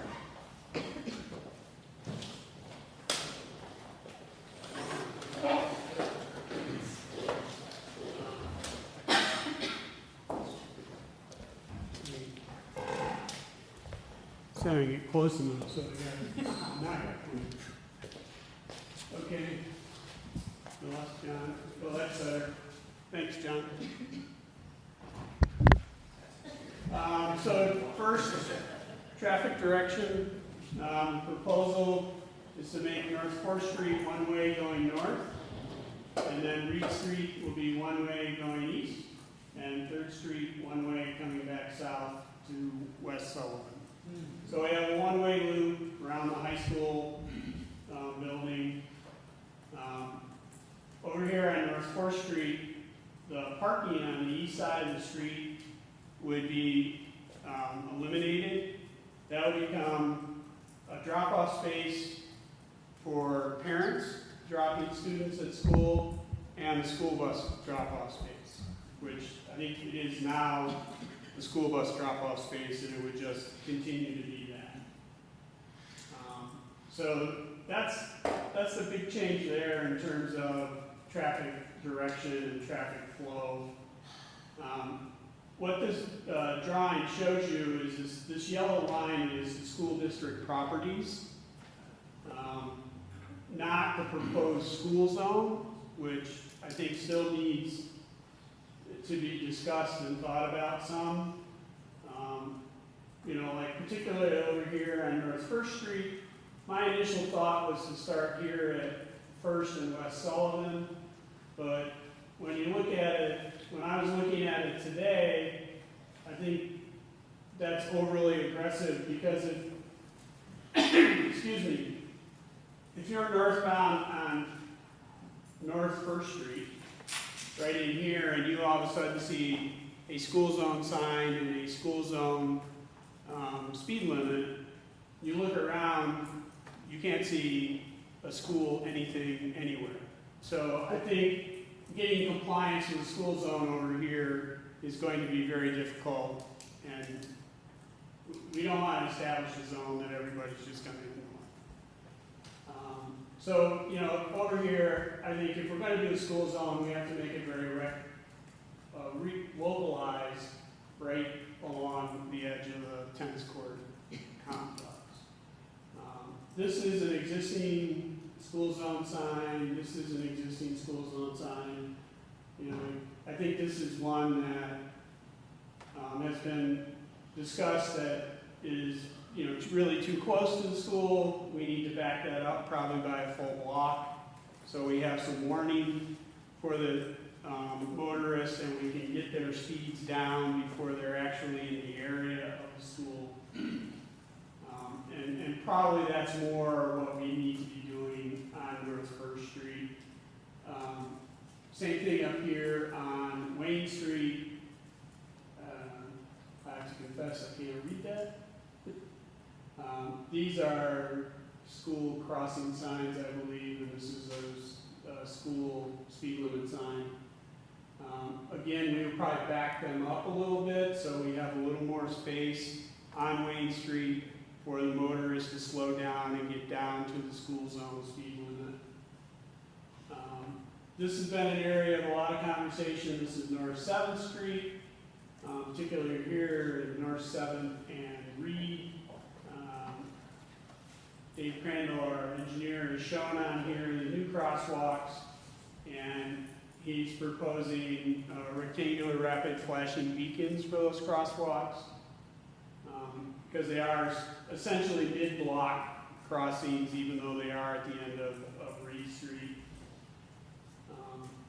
And this is the area that Alderman Crawford has spoke about, where the parking is essentially across, the existing parking is essentially across the sidewalk. So for a pedestrian path from Wayne Street down 7th, wherever you're going, but to the school or anywhere else, that path is interrupted right in here. I did have a conversation today with code enforcement group. There is apparently some work going on this site right now, so they're going to look into what that work may imply for this parking. And I also asked them about this part of the building, which looks to me like it's an addition. And if the parking adjoining it was any part of the approval of that building addition, whenever that happened. So they're going to dig into their records and see if something from that building going up can enlighten us about what either was approved in the past for that parking or if that parking just occurred. You know? So for the overall school zone, you know, my initial thought was like, go big or go home, right? And I think looking at it in more detail, then we're asking for establishing a school zone where people aren't going to comply with it. So I think we need to pull it in a little bit and, you know, look at sort of all the corners independently. So we'll adjust some signage, or we would propose to adjust some signage on West Sullivan, add some signage on North 7th Street, adjust signage on Wayne Street, and probably add signage over here on North First Street. And then working with the school, actually all of this area is going to be in the school zone. Jim, didn't we talk though about extending that though all the way to Wayne Street from, This area, Yeah. yeah. right, so that would then be encapsulated within that yellow line? Yeah, Okay. so I think this is an area where I need to really, work with our attorney and work with the school zone, or with the school district, to make sure I get the definition of the school zone correct. Because I think we can, draw the school zone around the perimeter, but then put our signage where it makes more sense, where we'll get more compliance from the traveling public. Because theoretically, there should be a sidewalk there. Right, there should be a sidewalk all the way up this side. So, and, the school district was, as was said, was on board with the proposal, and we're willing to pursue what they need to do to get this declared a school zone. Was quick follow-up, Jim. I apologize, I couldn't attend the meeting. I appreciate everybody that came together to do this. Obviously, Sonia and I share North 7th Street. It's been, comments and questions from a lot of my side, the residents along the way. But any talk about, I know there had been some conversation about a stop sign, perhaps coming down the hill of Reed Street Hill. Was there any talk about Here, Nope, for over here. nope. Right in the middle. At 6, John. At 6th. You see the intersection of 6th and Right Reed? here? Yep, right Yes. there, right there. Down the hill. Because it turns a corner, Jim, and a lot of kids cross right there, and a lot of the high school kids come whizzing down that hill, and it's, so I didn't know if that had come up in conversation, Sonia. I don't recall that particular question from our meeting, but I actually asked Dave today, Crandall, Yeah. and he said he didn't recommend that the stop sign go there, that it would hold up traffic, it would be, Yeah. a Bottleneck, nightmare with, bottleneck. yes. Okay. And that with the flashers, and he's proposing, like the flashers, Yeah. you can initiate Yeah. to be able to cross safely. So I did ask him that. Was he talking about maybe putting a flasher there too? Right where you see the I white think cross Dave's line, yeah. There. Dave's talking about here on 7th Street. I'm talking about coming down the Reed Street Hill, the back entrance from the high school, and you come down Yeah. behind the track there. So I mean- some of that may be held by, we also talked about where the students would park. So instead of parking on Reed Street, because now it also will be going towards 3rd Street, but having them park in the parking lot to kind of help with some of that flow of traffic too, and requiring that they do that, and they were open to that too. So eliminating the parking on Reed Street For students. for students? Because we asked, could they limit where the students were able to park, because we thought that would potentially help that. So where would they park? Who? The students? In the parking lot where the church used to be, the one, the This church is that school. burned there on 4th This is Street. This is, Yeah. yeah. That's all right. That's what St. Joe's. I'm sorry, it's full. If you eliminate parking on Reed, that lot's full, and then if you eliminate parking on Reed and on 4. Eliminate it for the students to park there. So students couldn't park there. It would be, we would ask them to park, they would ask them to park in the parking lot versus where Reed is. And I don't know if they would designate that as staffing, but. Park on reason, stand back will be the park on reason. So they're gonna look into that. That was one of the things that was left over Yeah, just they, to kind they are of. concerned with it. Really, the biggest thing is how unsafe it is around the school for drop off. Every reason why I feel that the one-way should be enacted around the school. The rest of it was just secondary. They were happy that we're gonna address 7th Street, but really it's their school. That's where the big problem lies for them. But yes, we went over all of that. They were in favor of it. I think you suggested that, Sonia, and they seemed, like it was not, that part was not going to be an issue for them.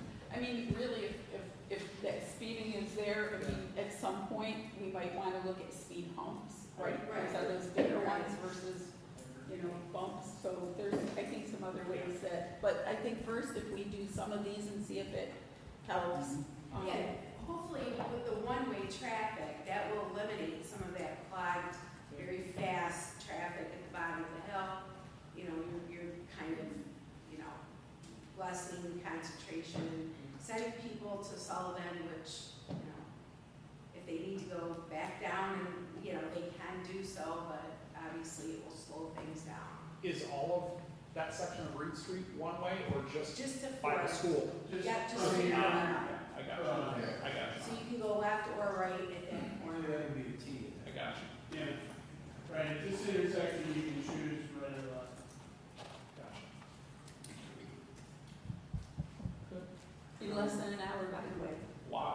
Oh, yeah, it was like maybe 30 minutes. It was very fast. I think, from our meeting, that's really the update. All right, thank you. Yep.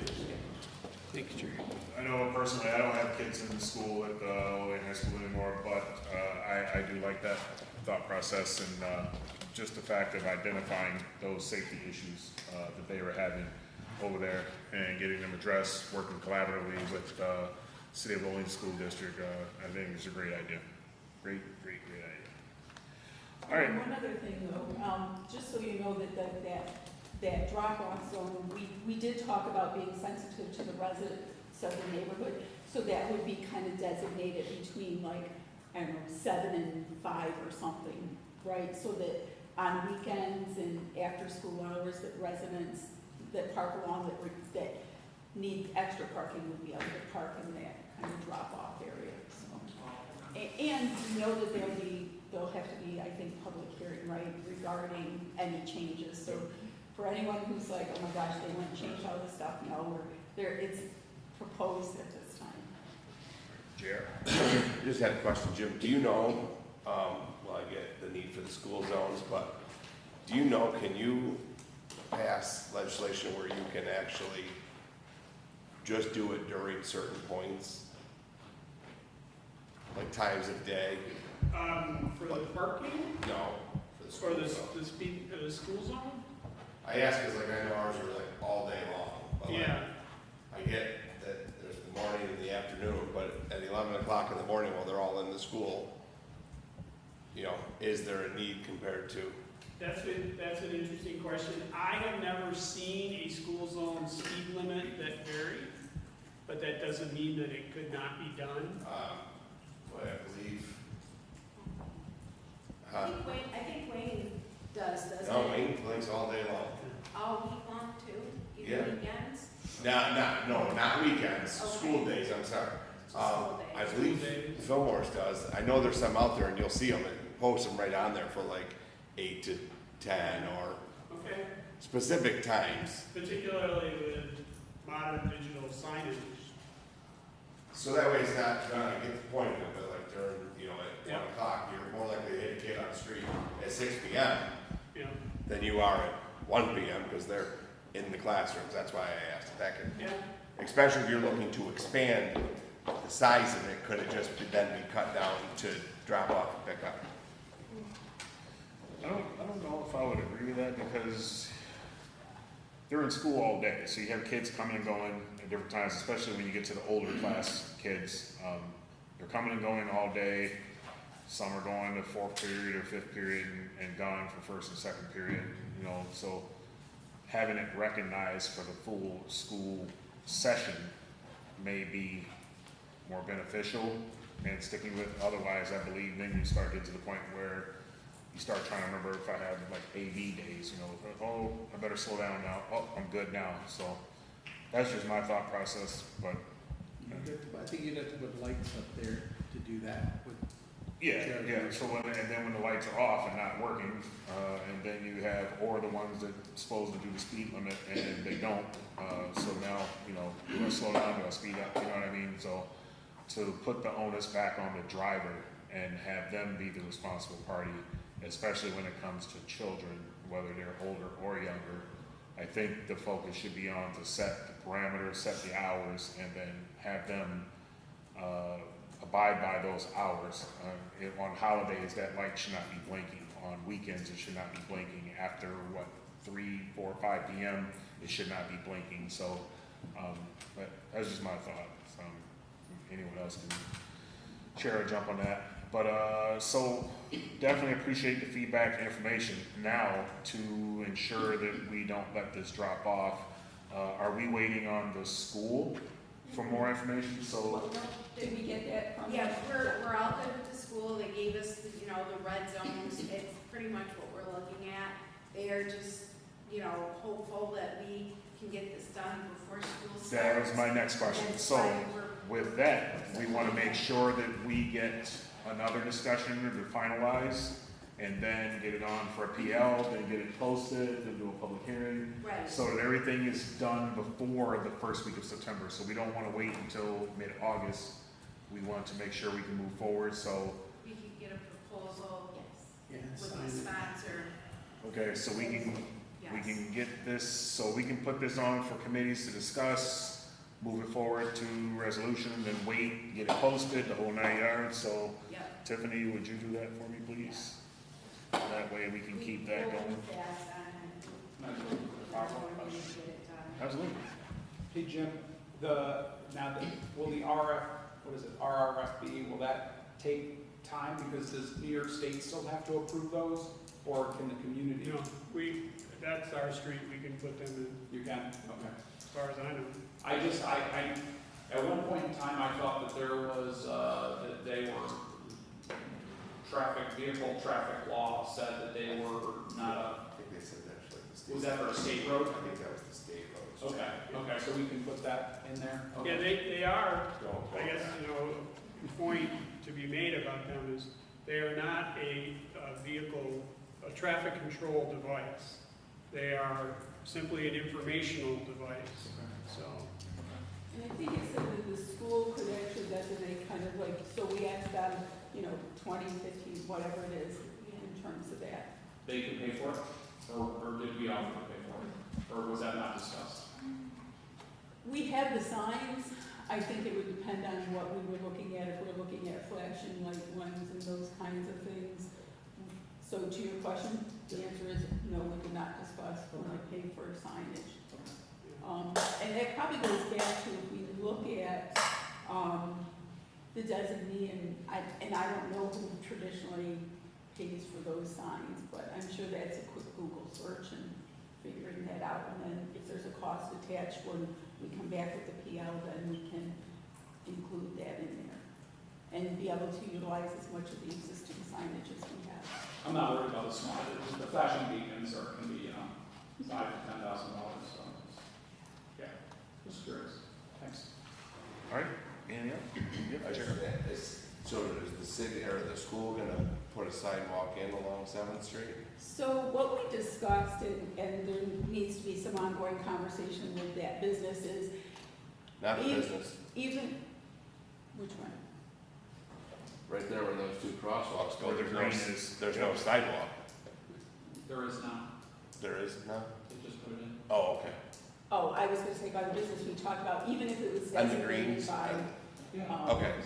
Yeah, the school district owns? Yes, is that now in there? There is a sidewalk. Okay. All right, nothing else? All right, moving on. Resolution 15-26, remove no parking signs East Elm Street.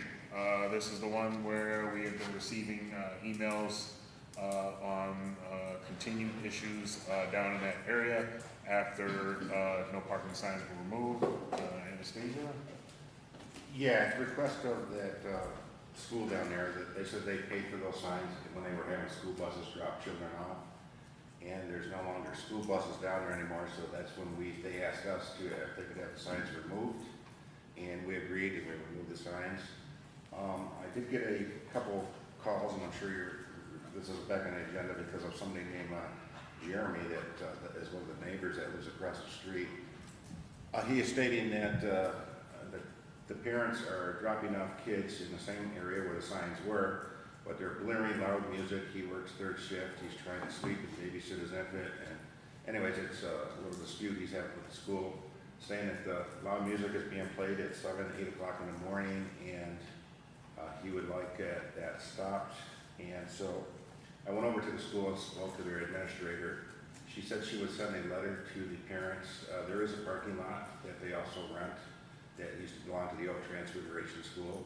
She was going to ask the parents if they would use that parking lot because it goes into a U shape. They can pull in one side and come right out the other side and drop the children off there. She informed me that school was done for the year, June 17th. So she would send that letter out, and hopefully that would resolve the issues. So we'll just have to wait and see, I guess. And then the noise can be addressed. And I did tell this Jeremy guy that if it is a loud noise, to call the police and have them come down and monitor the situation. And he said he would do that, so I'm just hoping that he followed through with the police and I follow through with the school. But that is a violation of noise ordinance.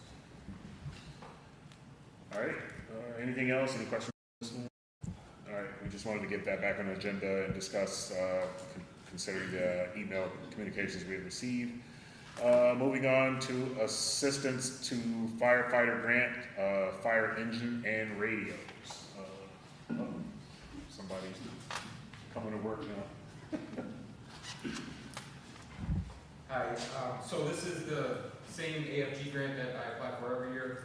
We're going to be applying for a fire engine for the main grant, and then you also get to apply for a $75,000 mini grant, they call it. So those will be for portable radios. There is a 5% match from the city. Questions? Okay, thank you. I guess that's the beauty of coming in late and having a meeting go late, the questions get less. All right, so yeah, that's the same thing we normally do. So I guess we're gonna be presented with a PL in the future, and then we'll have to get sponsors. All right. Nothing else, no committee reports. I'll make a motion to adjourn. Can I get a second? Second by Bain, all in favor? Aye. Opposed? Or adjourn. Okay, I call to order the finance committee meeting for Tuesday, June 9th. Let the record show all aldermen are present. Approvals of minutes from the previous committee meeting, which is Tuesday, May 19th. I'll make a motion. Do I have a second? Second. Second by Alderman. Yes, Curie. All in favor? Opposed? Okay. Unfinished business, capital fund closing, and reserve creations. Are you guys here for school? What?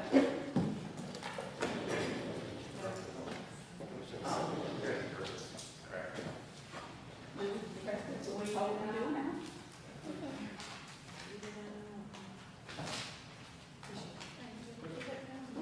Oh, okay. So I have started looking into reserve funds.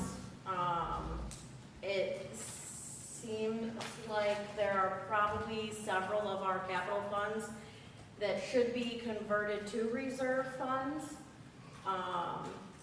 I have kind of started a list that I would be happy to send to all of you to review. Projects that should be closed,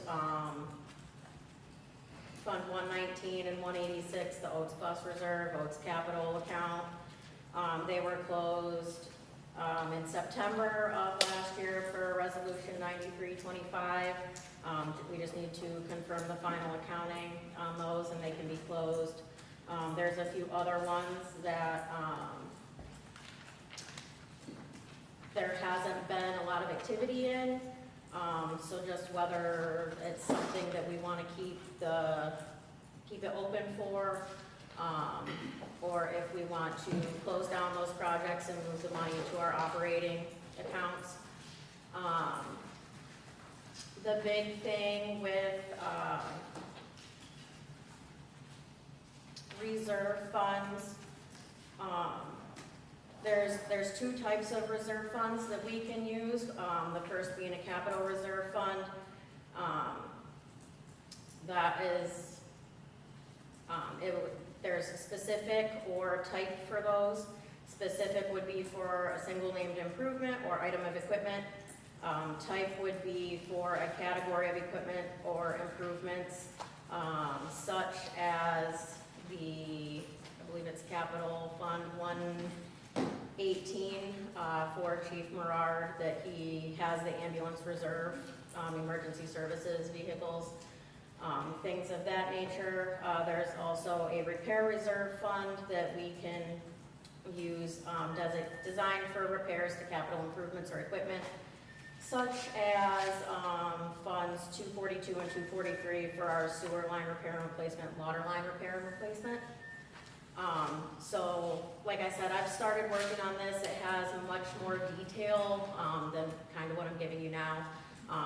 It's something that I started working on over the weekend, so I didn't want to throw it at you last minute. But tomorrow I would be happy to send that to all of you to review.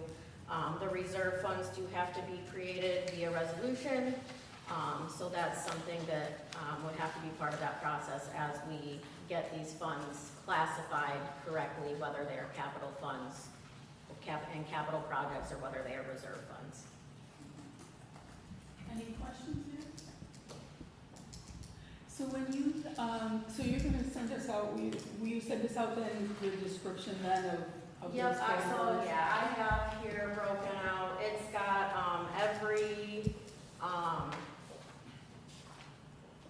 so there's like these are projects that should be turned into, reserve funds based on, some analysis that I've done. Projects, that need to be reviewed by council for either closure or reclassification, depending on which way we're gonna go with them. And then projects that can remain as they are as active capital funds and capital projects. So when you send that out, would you just do us the favor of just sending us out with a description of the different types of the repair reserve, the, Yep, I will, this document that I have here has an explanation of the two right at the beginning, and I'll make sure I send the entire thing to you guys. sounds great, thank you. Absolutely. Any other questions there? Okay, so new referrals for consideration, funding grant position, and, you know, I spoke briefly with the mayor on this and all that. Part of this is making sure that, there's two focus. One is we had talked about doing a part-time position kind of after the budget was done out of some of the sewer and water funds. So that was one. And the other is, in essence, looking at the American fill in the blanks here, in part succession, right?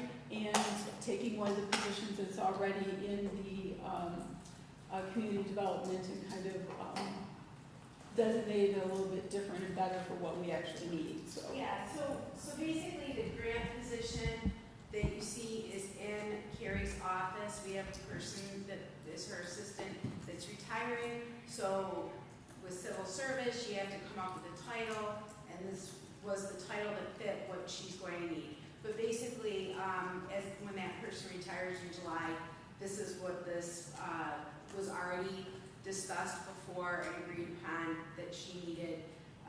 We made sure that, you know, everything is according to the union, according to civil service. It's a whole process, so that's the title. And essentially what she needs is, you know, the coordinator of the grant as part of her office, and also an assistant. So that's what that is.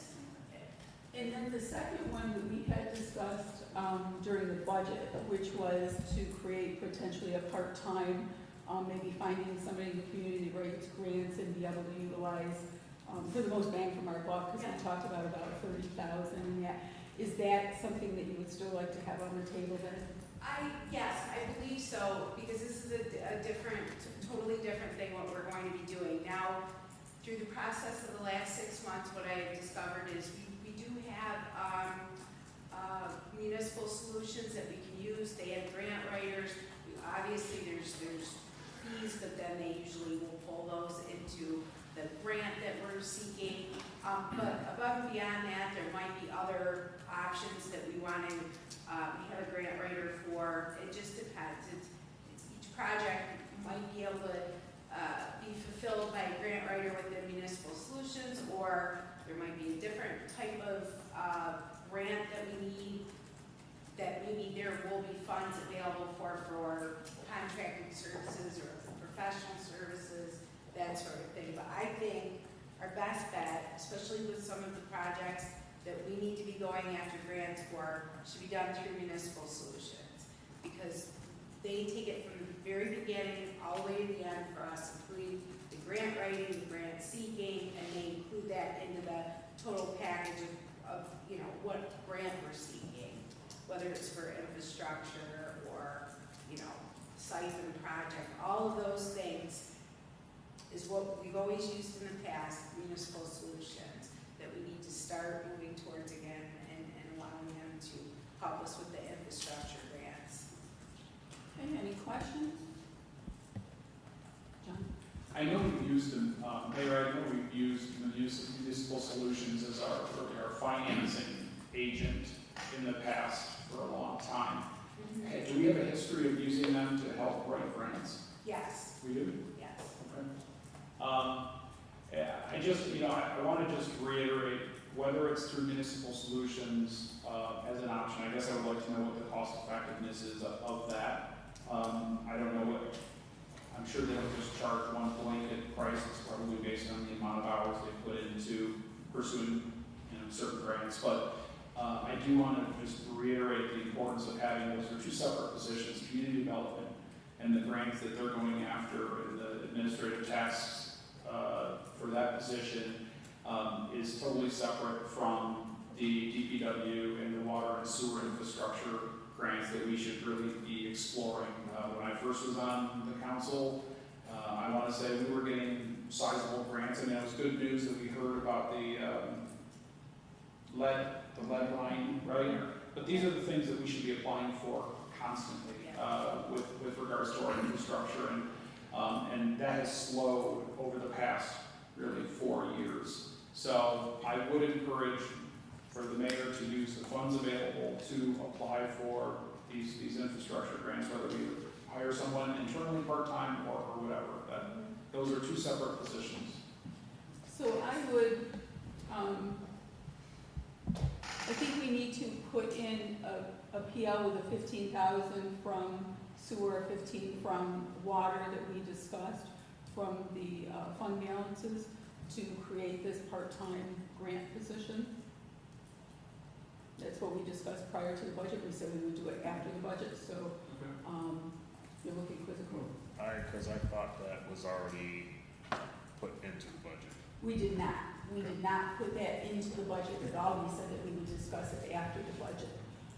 Just because we were trying to not add more into it and increase the tax rate. So this was a way to be able to meet the needs, because unfortunately, it seems like in the past that this had fallen a lot on Carrie to be able to do, and it was really not necessarily hers to do. So I would say, so it's not in the budget. I did talk to Mary and I said we would do this after the budget. Probably should have encumbered that. Well, we're gonna the goal was to take it out of fund balances. Right. Oh, okay. That's what we had talked about, taking it out of I think we had money left over in contingency. That's all. Yeah, I'm just thinking. But to take it 15 and 15 out of the fund balances. Okay? Okay, so Okay, so we'll add that. Okay. Speaking of fund balances, I mean, obviously I know we're only in the second week here of June, but when can we expect to get some preliminary results on how the fiscal year wrapped up? maybe to put that on. Just we can put it on a future date, but I'm just. I'm sorry, what was the question? So Closing? Open Mercer's. So Mercer is going to be coming down tentatively, I believe the third week of July. Okay. Are the dates that they gave me. I have been asking for about 2 weeks now for them to send us the work papers that they had from previous, just so I can kind of know what to expect from them going through this for the first time. I'm still waiting to receive those, but I know that there was a resolution passed previously for the books to be closed in September. That is my goal. All right, thank you. So kind of if we could could though add to the next finance committee meeting, kind of a follow-up to that, is we had then provided a number of 384,000 that we were over budget and that we still had 2 months to go. So even if we could kind of get a tentative where are we going to end up not holding you to the numbers on our next meeting, that would be We great. should have expenses. Yes. Should be able to- Yep.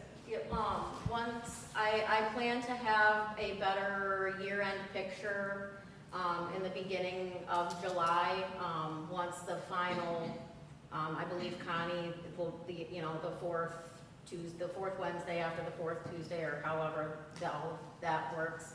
Once those final expenses for the previous fiscal year are into the system and good, I plan to have a better picture for all of you at that first meeting in July. Okay, so we can put it on for that then.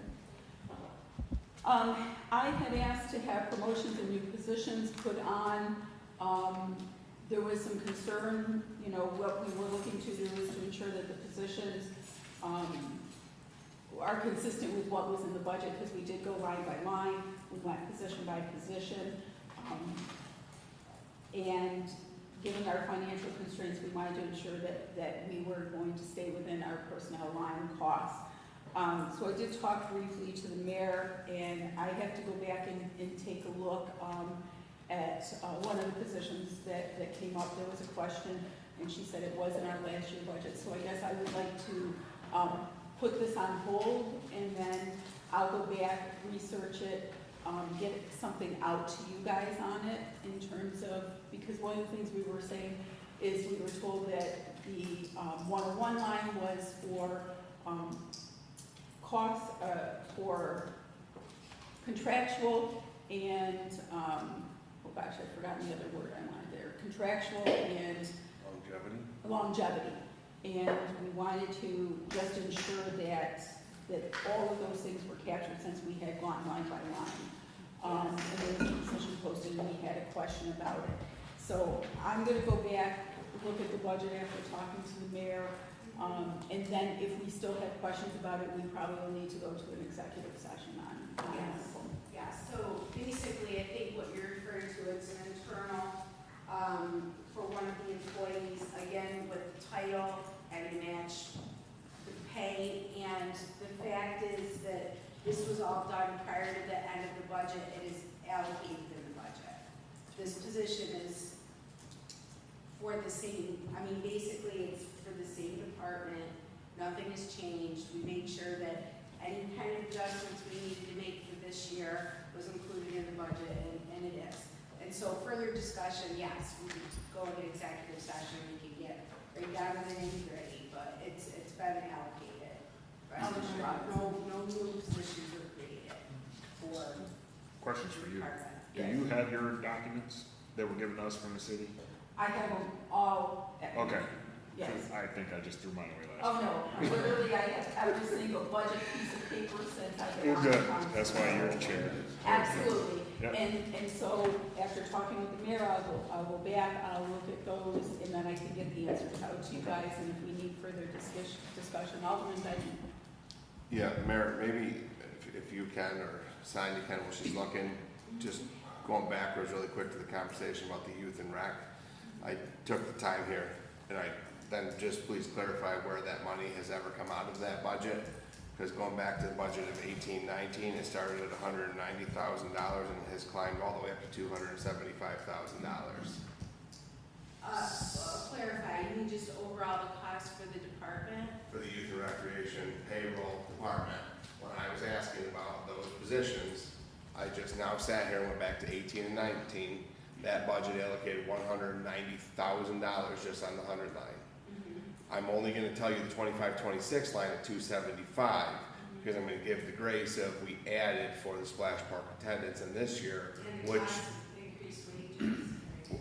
correct, which went up to 309,000, so I'm just saying, like, I'm allowing you for that, but even if you add 4% per year cumulatively, it should have only, that's 270, and I don't think there was 4% raises every single year, especially with part-time people. So you're looking to say, did we did we remove the one recreational attendant? Just any of and them, the part-time I'm just cleaner? asking, because what we Yeah. were told tonight is they were all taken. Then that number should have gone down, not kept rising. The only thing though that did change in that, which I don't think we agreed to, but I don't think we were necessarily in favor, is we went from two part-time positions to a full-time position. My memory is that's the only one that we really made a change in terms of in terms of adding anything is what I'm saying. So, yes, so you're looking to say, how do we go from that, and were those dollars for the recreational attendant and the part-time cleaner effectively removed, or have they been kind of hanging out in there? Did I capsulate? Just overall in general, because like I said, when asked, it was said that they were kind of all gone, all these positions were taken, but that number kept going up. If the positions were taken, then that number should have dipped at some point. Well, I'll go back on history and see what made the change. So you're saying in 2019 it was, 190. well, okay, so we're comparing 2019 to 26 is what. And last year's was a 275. I'm giving that Grace a big jump this year to splash park attendants. Okay. It's probably gonna be similar to the one we had during the budget, where we found that the money was still there, they just didn't fill the position. I think that was Fleet.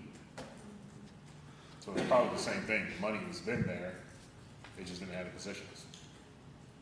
But maybe I'm giving them out too, so. And that's a whole other issue if we have that, Yeah. but. Yeah, there should not be anything allocated in this budget for a ghost position. No, I think we went through it all, fine tooth comb. So, but I guess we can see why there was a jump, you know, in these last 7 years?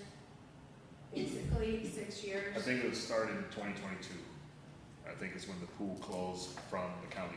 I have a note that says, was there a corresponding decrease from 2022 to 2023 in personnel lines with the removal of the 3 lifeguards, the recreational attendant, and the part-time cleaner? Because those dollars should have been removed. Yep. That's the question.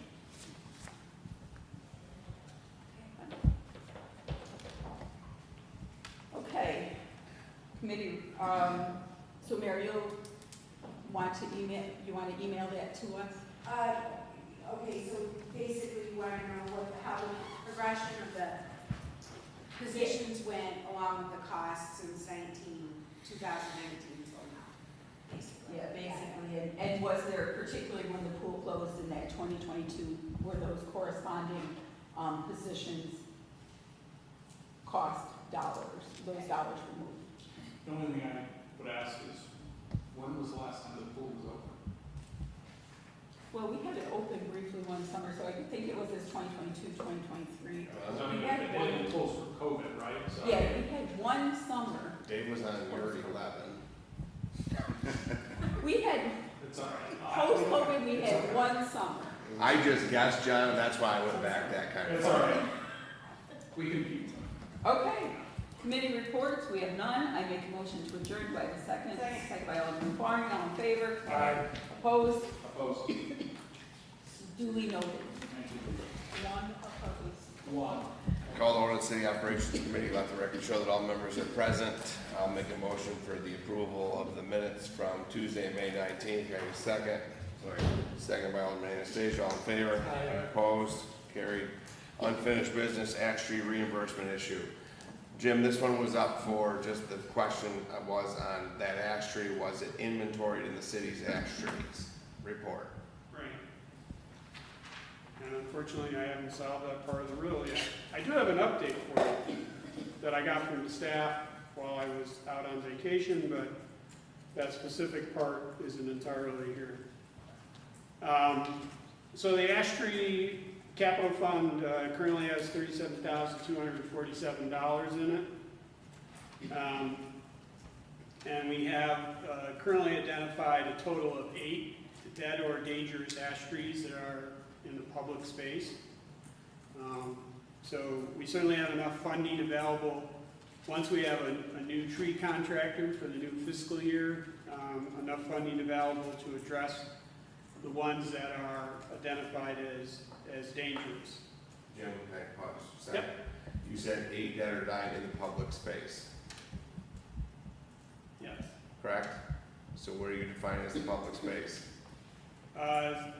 So we have 2 in the public right of way, 2 in Gargoyle Park.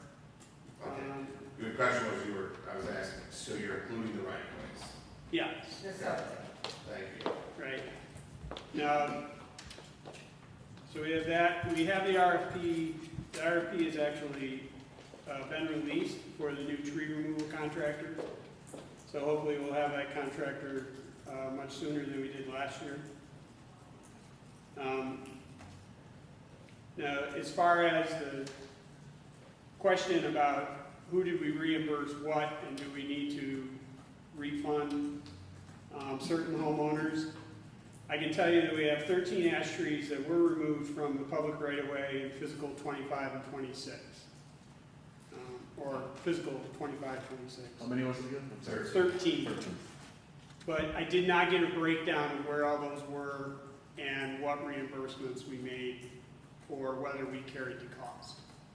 So I will put my staff back on that and just send that out to you in an email. That would be great. And then, also for Vernon, I see you. How many are on the inventory for remaining not dead or dying? Because I thought when we did the grant, it was to handle all of the ash trees in our inventory. Okay, that number I don't have right here. The last I had heard, we had, we believe, 60.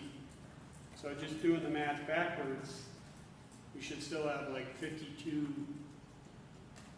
healthy ash trees. Because if I'm not mistaken, Vernon or John, somebody may remember, but I believe that we ended up inventorying the entire count, saying that we were just gonna do it all because that was the, Yep, Yeah. correct? that was the goal. Okay. 170,000 or whatever we did was supposed to take care of every single ash tree Okay. in the city inventory. So then your next update, and then Vernon, will include the, just kind of that, but also those 13 who paid for them? Yeah. Okay, Vernon? Yeah, this is spiraling. We started with this months ago because we learned that there was one resident. All we were looking for is to find out about the one resident, yet every time we talk about this, no one's writing anything down. We have a video that's recording everything. No one's going back to, we come back and we still don't have the information. And again, this proves what I stated earlier, or what I said. So now we know that it wasn't just one, but there's 13 that's troubling. So I would just like to know if, for the sake of transparency, if we owe these people this money, then we should reimburse it. If not, then the money that was used from the previous, just that one person, that money came from one fund, it should have came from the other. That's all I was asking in that. It really was an innocent thing. I didn't know that it was gonna turn into months and months of this. So at this point, hey, I feel bad for that resident. They probably, who knows? I'm not even gonna say. Well, I see your point, Vernon. I agree with you, and I get your point. My belief is that this money should be reimbursed. Clearly they just added that into that right of way, into that inventory. Amy? I asked specifically that very question. Is there someone that is asking to be reimbursed? And the answer I got was no. There is no one that's being asked to be reimbursed that had it in their subway. So does anyone have a formal complaint, or did someone contact them? Vernon? So when we did the capital fund updates, when Lynn provided that information to us, in that information, in the packet he gave us, there was money removed from the capital fund. When we asked what that was in reference to, it was mentioned that that was a resident that paid their portion, and we paid the other half. So then the question became,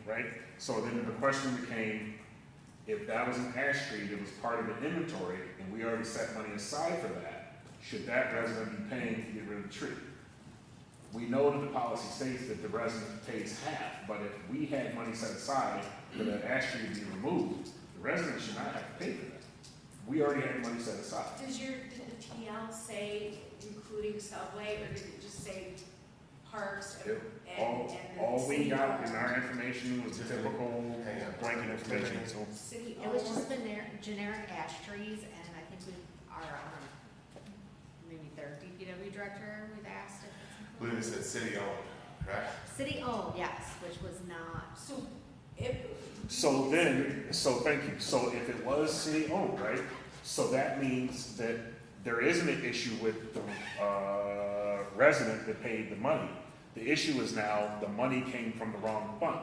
So if it was not this one, then it was gonna be this one. So either way, money had to be moved. It was just a matter of, were we gonna pay the resident? Let me just ask this to maybe clarify. So regardless of what variety of trees in the subway, whether it's an ash or maple or oak, we share 50% of the responsibility because it's public right of way, so to speak, right? So following that concept, I would think that whatever PL was passed for the removal of ash trees, unless it says also subway, if it just says we need to remove them from our park spaces, city-owned properties, maybe the clarification should just Hang on. be, No, it didn't because, include just the a second, subway. because it says city owned, and actually, letter C, sitting here, has also not reconvened, and part of the question in that is, who owns the right of way? Because questions in the past is, when it's convenient for the city, I own it as a resident, when it's not convenient for the city, you know, or vice versa, you know, then we do that. So to your point about the city-owned right of way, well, no, the city is just shirking responsibility and say, because I maintain, you put it there, you should be responsible for it. We also said in the previous administration about trees in the subway, we said we're not doing it anymore, but yet we're still doing that. We also have codes that say no permanent things in the right of way, trees pretty permanent. So we have all these codes talking about this stuff. So, but it says city owned, and I believe to your question, the ash tree was kind of something different. That's why we also allotted money to take down not dying and dead trees. It was an ash tree thing. So I would just be prepared to say, just, you know, that person should just have, unless you can show that the 13, those people all went halvesies and the ash tree didn't do it, just refund their money and then it comes out of the ash tree fund. No, but they just answered it. They said that it was right away. So if that was the case, we'll just roll with that. If it's right away, that means that money should not have come out of the ash tree fund. It should have come out of the other fund that we use for trees. And that means money needs to be transferred from the one tree fund to the other to reimburse, because you're just gonna come to us and say, hey, we're short X amount of dollars for these trees. Well, that's because you just used the wrong fund for the wrong tree. So that's where I was going with that. It's either this person is reimbursed or we need to transfer the money back to the proper fund. That's all it was. It really was minor. I think it was $1,900 or something like that. But I mean, hey, I'm good. I don't do the audits here. Right. I'm good. We can literally just drop that and be done. I don't know if I'm gonna get that answer. I mean, it might satisfy you, but I mean, if we allocated money for the ash tree removal, then why were they charged? So We're just gonna come to council for more money. So the whole question was, were the ash trees in the subway right away included in the overall count? If we know that answer, we know the other. That's all we need to know. Yep. Is were the ash trees in the subway, in the right of way, counted in the total number of trees that we were looking to take down with that money? That's actually, that answers the question. I believe it was, if Jim could confirm that. That's all we need to know, because then we can figure out. what John says, I believe that it was in all public spaces, Because parks, right away, city properties, all city owned. I thought they just, I mean, didn't they go all over the city? Yes, they I went. thought we did. They walked up and down streets. Every last tree. It took months. They went and did, it was They did Robert an Thompson, inventory. and they went and did an inventory of the entire city, drove the streets, went to the parks, went to any lot you own, the city owns, and they inventoried every single one of them. That was included in it. So if that was included, then we owe that resident their half back. That's what I'm hearing. Yeah. Okay, just want to make sure.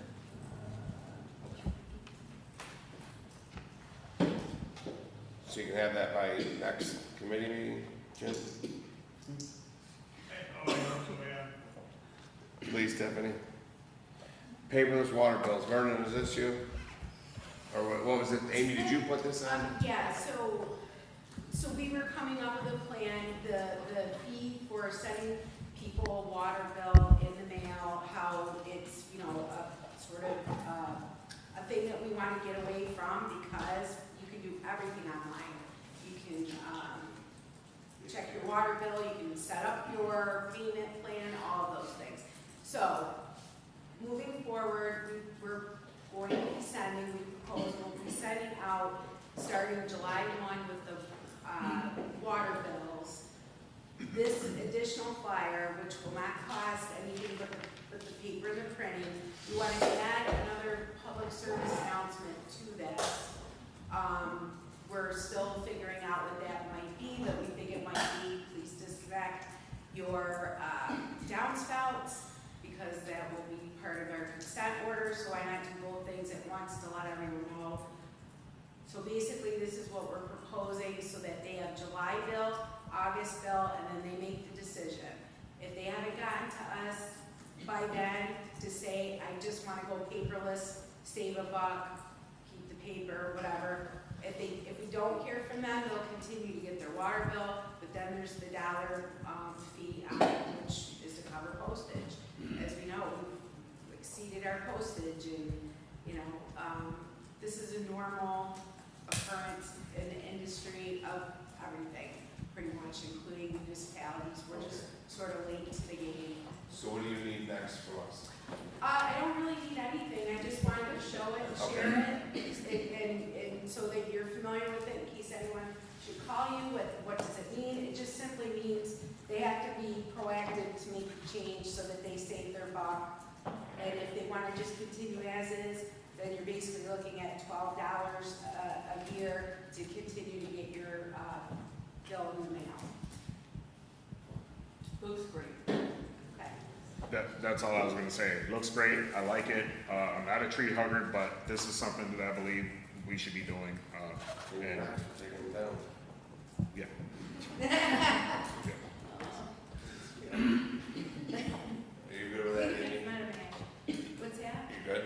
Yeah, I'm good, as long as everybody else is good and understands. And then we're gonna advertise early.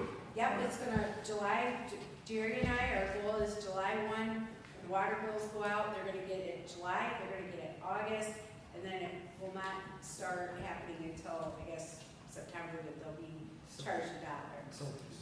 What's that? Social media. Oh, yeah, it's social media. Thank you. Chair, I'd just like to make a comment. I know there's no vote on this because it sounds like it's already done deal, but I am against that.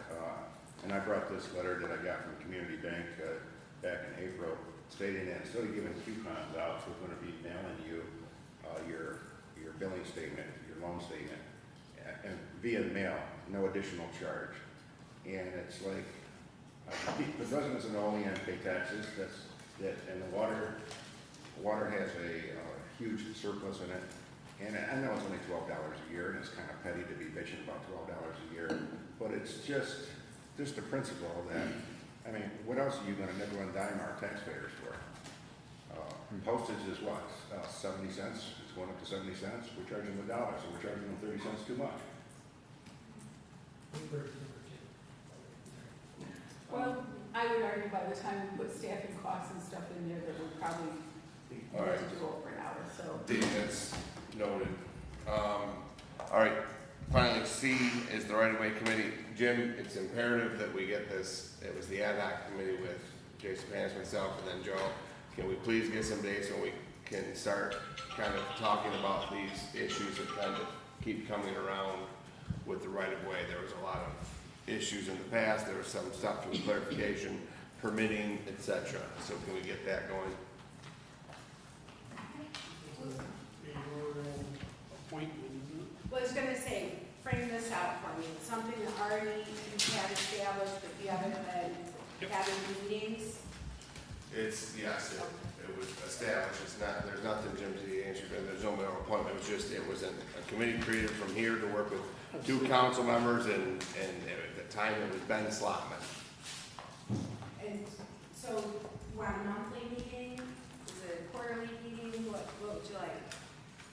just get one set up and then we can keep it going and try to get these things. The idea was not to like cause issues, the idea was to get the code to match, because there's many things in there where there's things that aren't right, or they contradict each other in terms of like permitting process, like who does this, then, you know, you give the permit, but code enforces, and then there's something else contradicts that. So it's to work together to try to clarify all that stuff, to take out all of that ambiguity and get it streamlined. In our codes. In the codes and the process and everything, like where do they go for this permit, like, cause it says to go here for this one, but this one, and so it's, there's a lot of just issues. Okay. That's all it is, it's not some big thing where it's, you know, a war, it's just, we're trying to figure out all the BS and try to fix it, that's what the goal was. And who do you want included within the? It's just Joe, me, and, it was just Joe, me, and Jim, it was really just, it's informal like a work thing, that's it. A work group. Sure, Work session. Work session. a real think tank. All right, no new referrals, no committee reports, motion for adjournment. Second. Second by Alderman Forney. Are you on there? Can I get No, that I'm to not you? even on your committee. Second, Alderman Anastasia. All those in favor? Aye. Opposed? Should have left. I told her if you